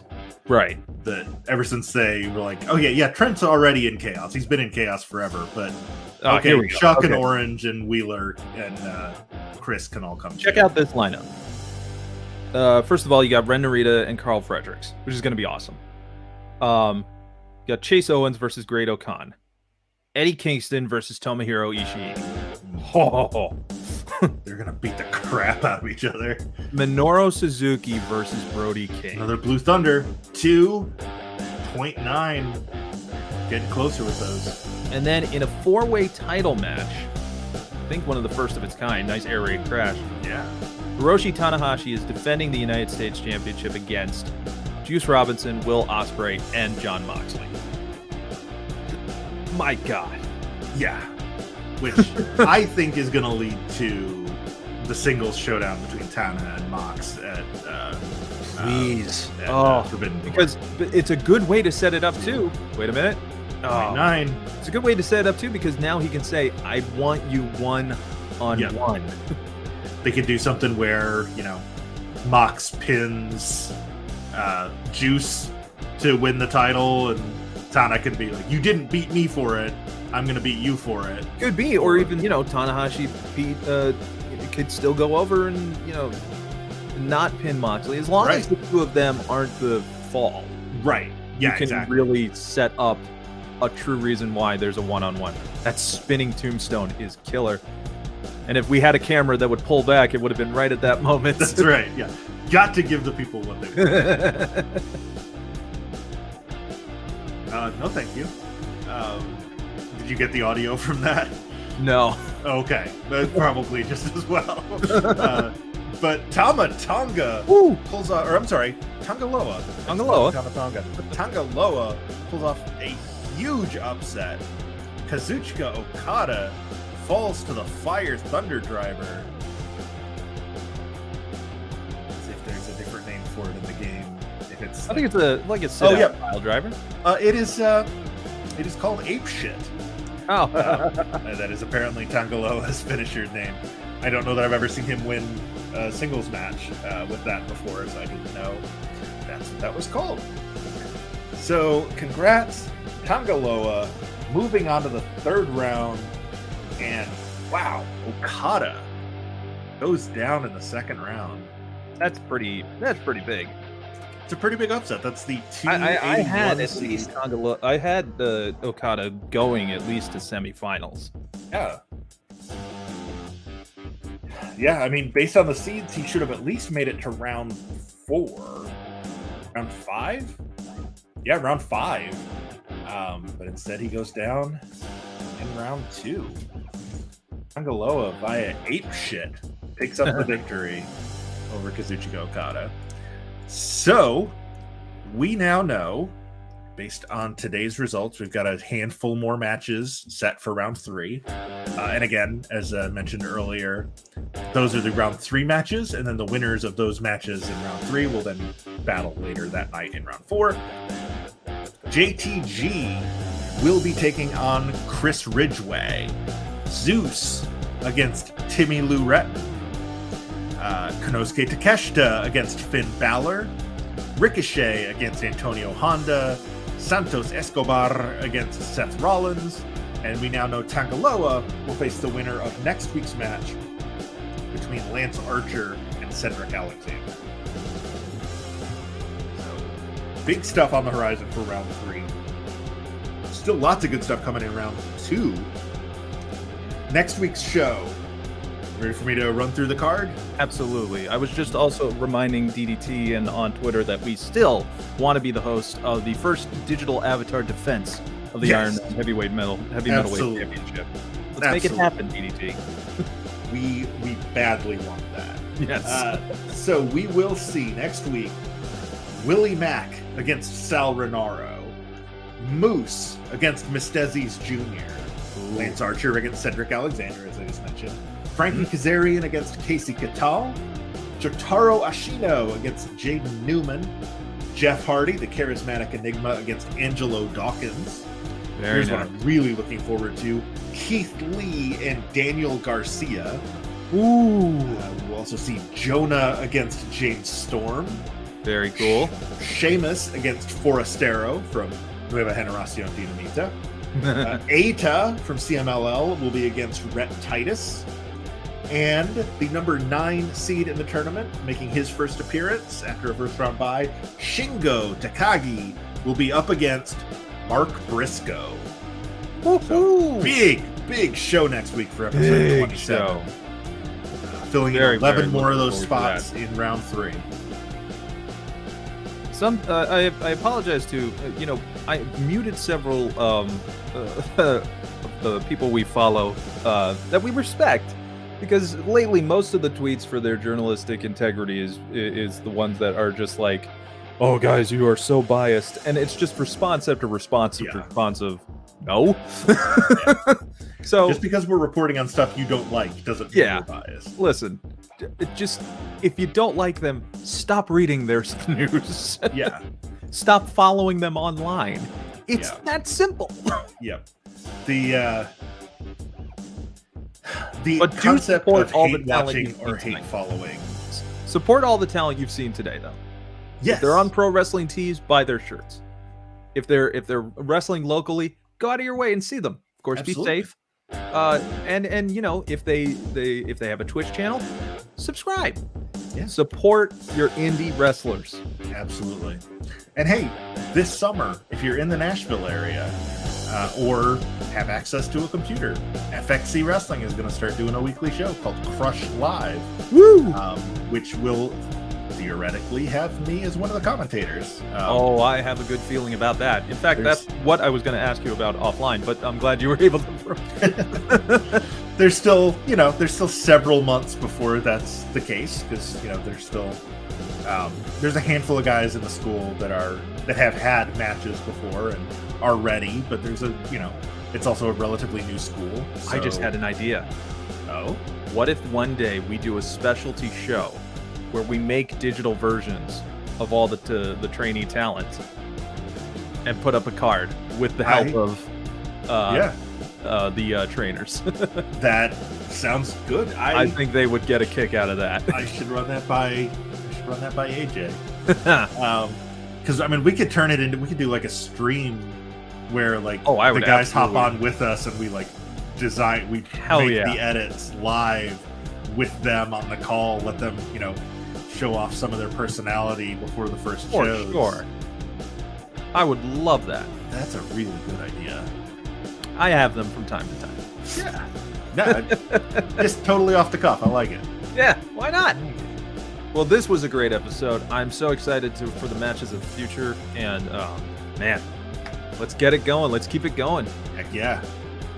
Let's do it. Guys, next week, mention those 11 matches. We we're more than halfway through this tournament. We started with 500. We are down to what I think 265 have been eliminated now, so 235 left. I'm just like gonna that. believe you. we are more than halfway through the tournament. I'm terrible with numbers. So. Yeah, we've still got a lot of great action, a lot of great wrestlers. We've still got 10 guys that we haven't even seen yet because they had first round buys. That's right. And have not had their second round match yet. So we still have not seen what might be Roman Reigns' last wrestling match. Right. That kind of blows Roman my Reigns mind. got a first round bye. Bobby Lashley got a first round bye. Cody Rhodes got a first round bye. Shingo Takagi, who we'll see next week, got a first round bye. We are McIntyre. We are in the midst of we're in a prime nexus of being able to provide something that may not be able to be provided in a few weeks. That's right. Holy cow! Yeah. We will see in, I believe, 6 more weeks. We will see that. We'll see Roman's first match, because we're just kind of going down the bracket, top to bottom. On the, we should figure out later online if we want to do a watch along with Backlash. I know, obviously, Mother's Day, so I have plans. yeah, but I was gonna say even that, if we pop on later, just we may if you follow us on Twitter, we may do some live stream thoughts. I have 2 things coming up this evening. One, I'm finally getting to see Doctor Strange. So I have what not a been great in the chat tie-in, today. because our whole show is essentially a multiverse of pro wrestling. That's true. This is the alternate reality where the Forbidden Door does not exist, and all promotions are working in harmony. We tore down and the no door. one's ever injured or. It's a revolving door. It's a revolving door. Yes. Yes. It's the yeah. I like Well, revolving door. It's amazing that we've been able to do this. I'm so hyped. I'm loving every match. And yes, our sympathies out to Cabana Man Dan. We know you're a fan. Sorry, it Dan. wasn't the plan, but we still stand. I would love to see. I'm bring going back with the some of our rhyming gimmick favorites. still. I'm trying to push that. Some of our favorites will come back for the finale. I'd love to do like a PWS All-Star Battle Royal or something on the finale episode. Cabana great. Dan and Don't Die Miles and some of the more vocal supporters of the show. Our own our friends of the show Battle Royal. Right? Yeah, exactly. Whatever our face of the simulation Battle Royal. And one day they'll be on the game cover of a game that doesn't exist for us. That's right. Yes, exactly. Well, great show. It's been a good show. We'll have another one next week, and then the week after that, so on and so forth, until we've knocked out 499 and only 1 wrestler remains. And hopefully we will be done by the time the next list comes out. But that's part of why we're tweaking the schedule a little bit. But thanks so much for joining us this week. We will see you next week. I'm Pat. I'm Mike. And this has been the 500.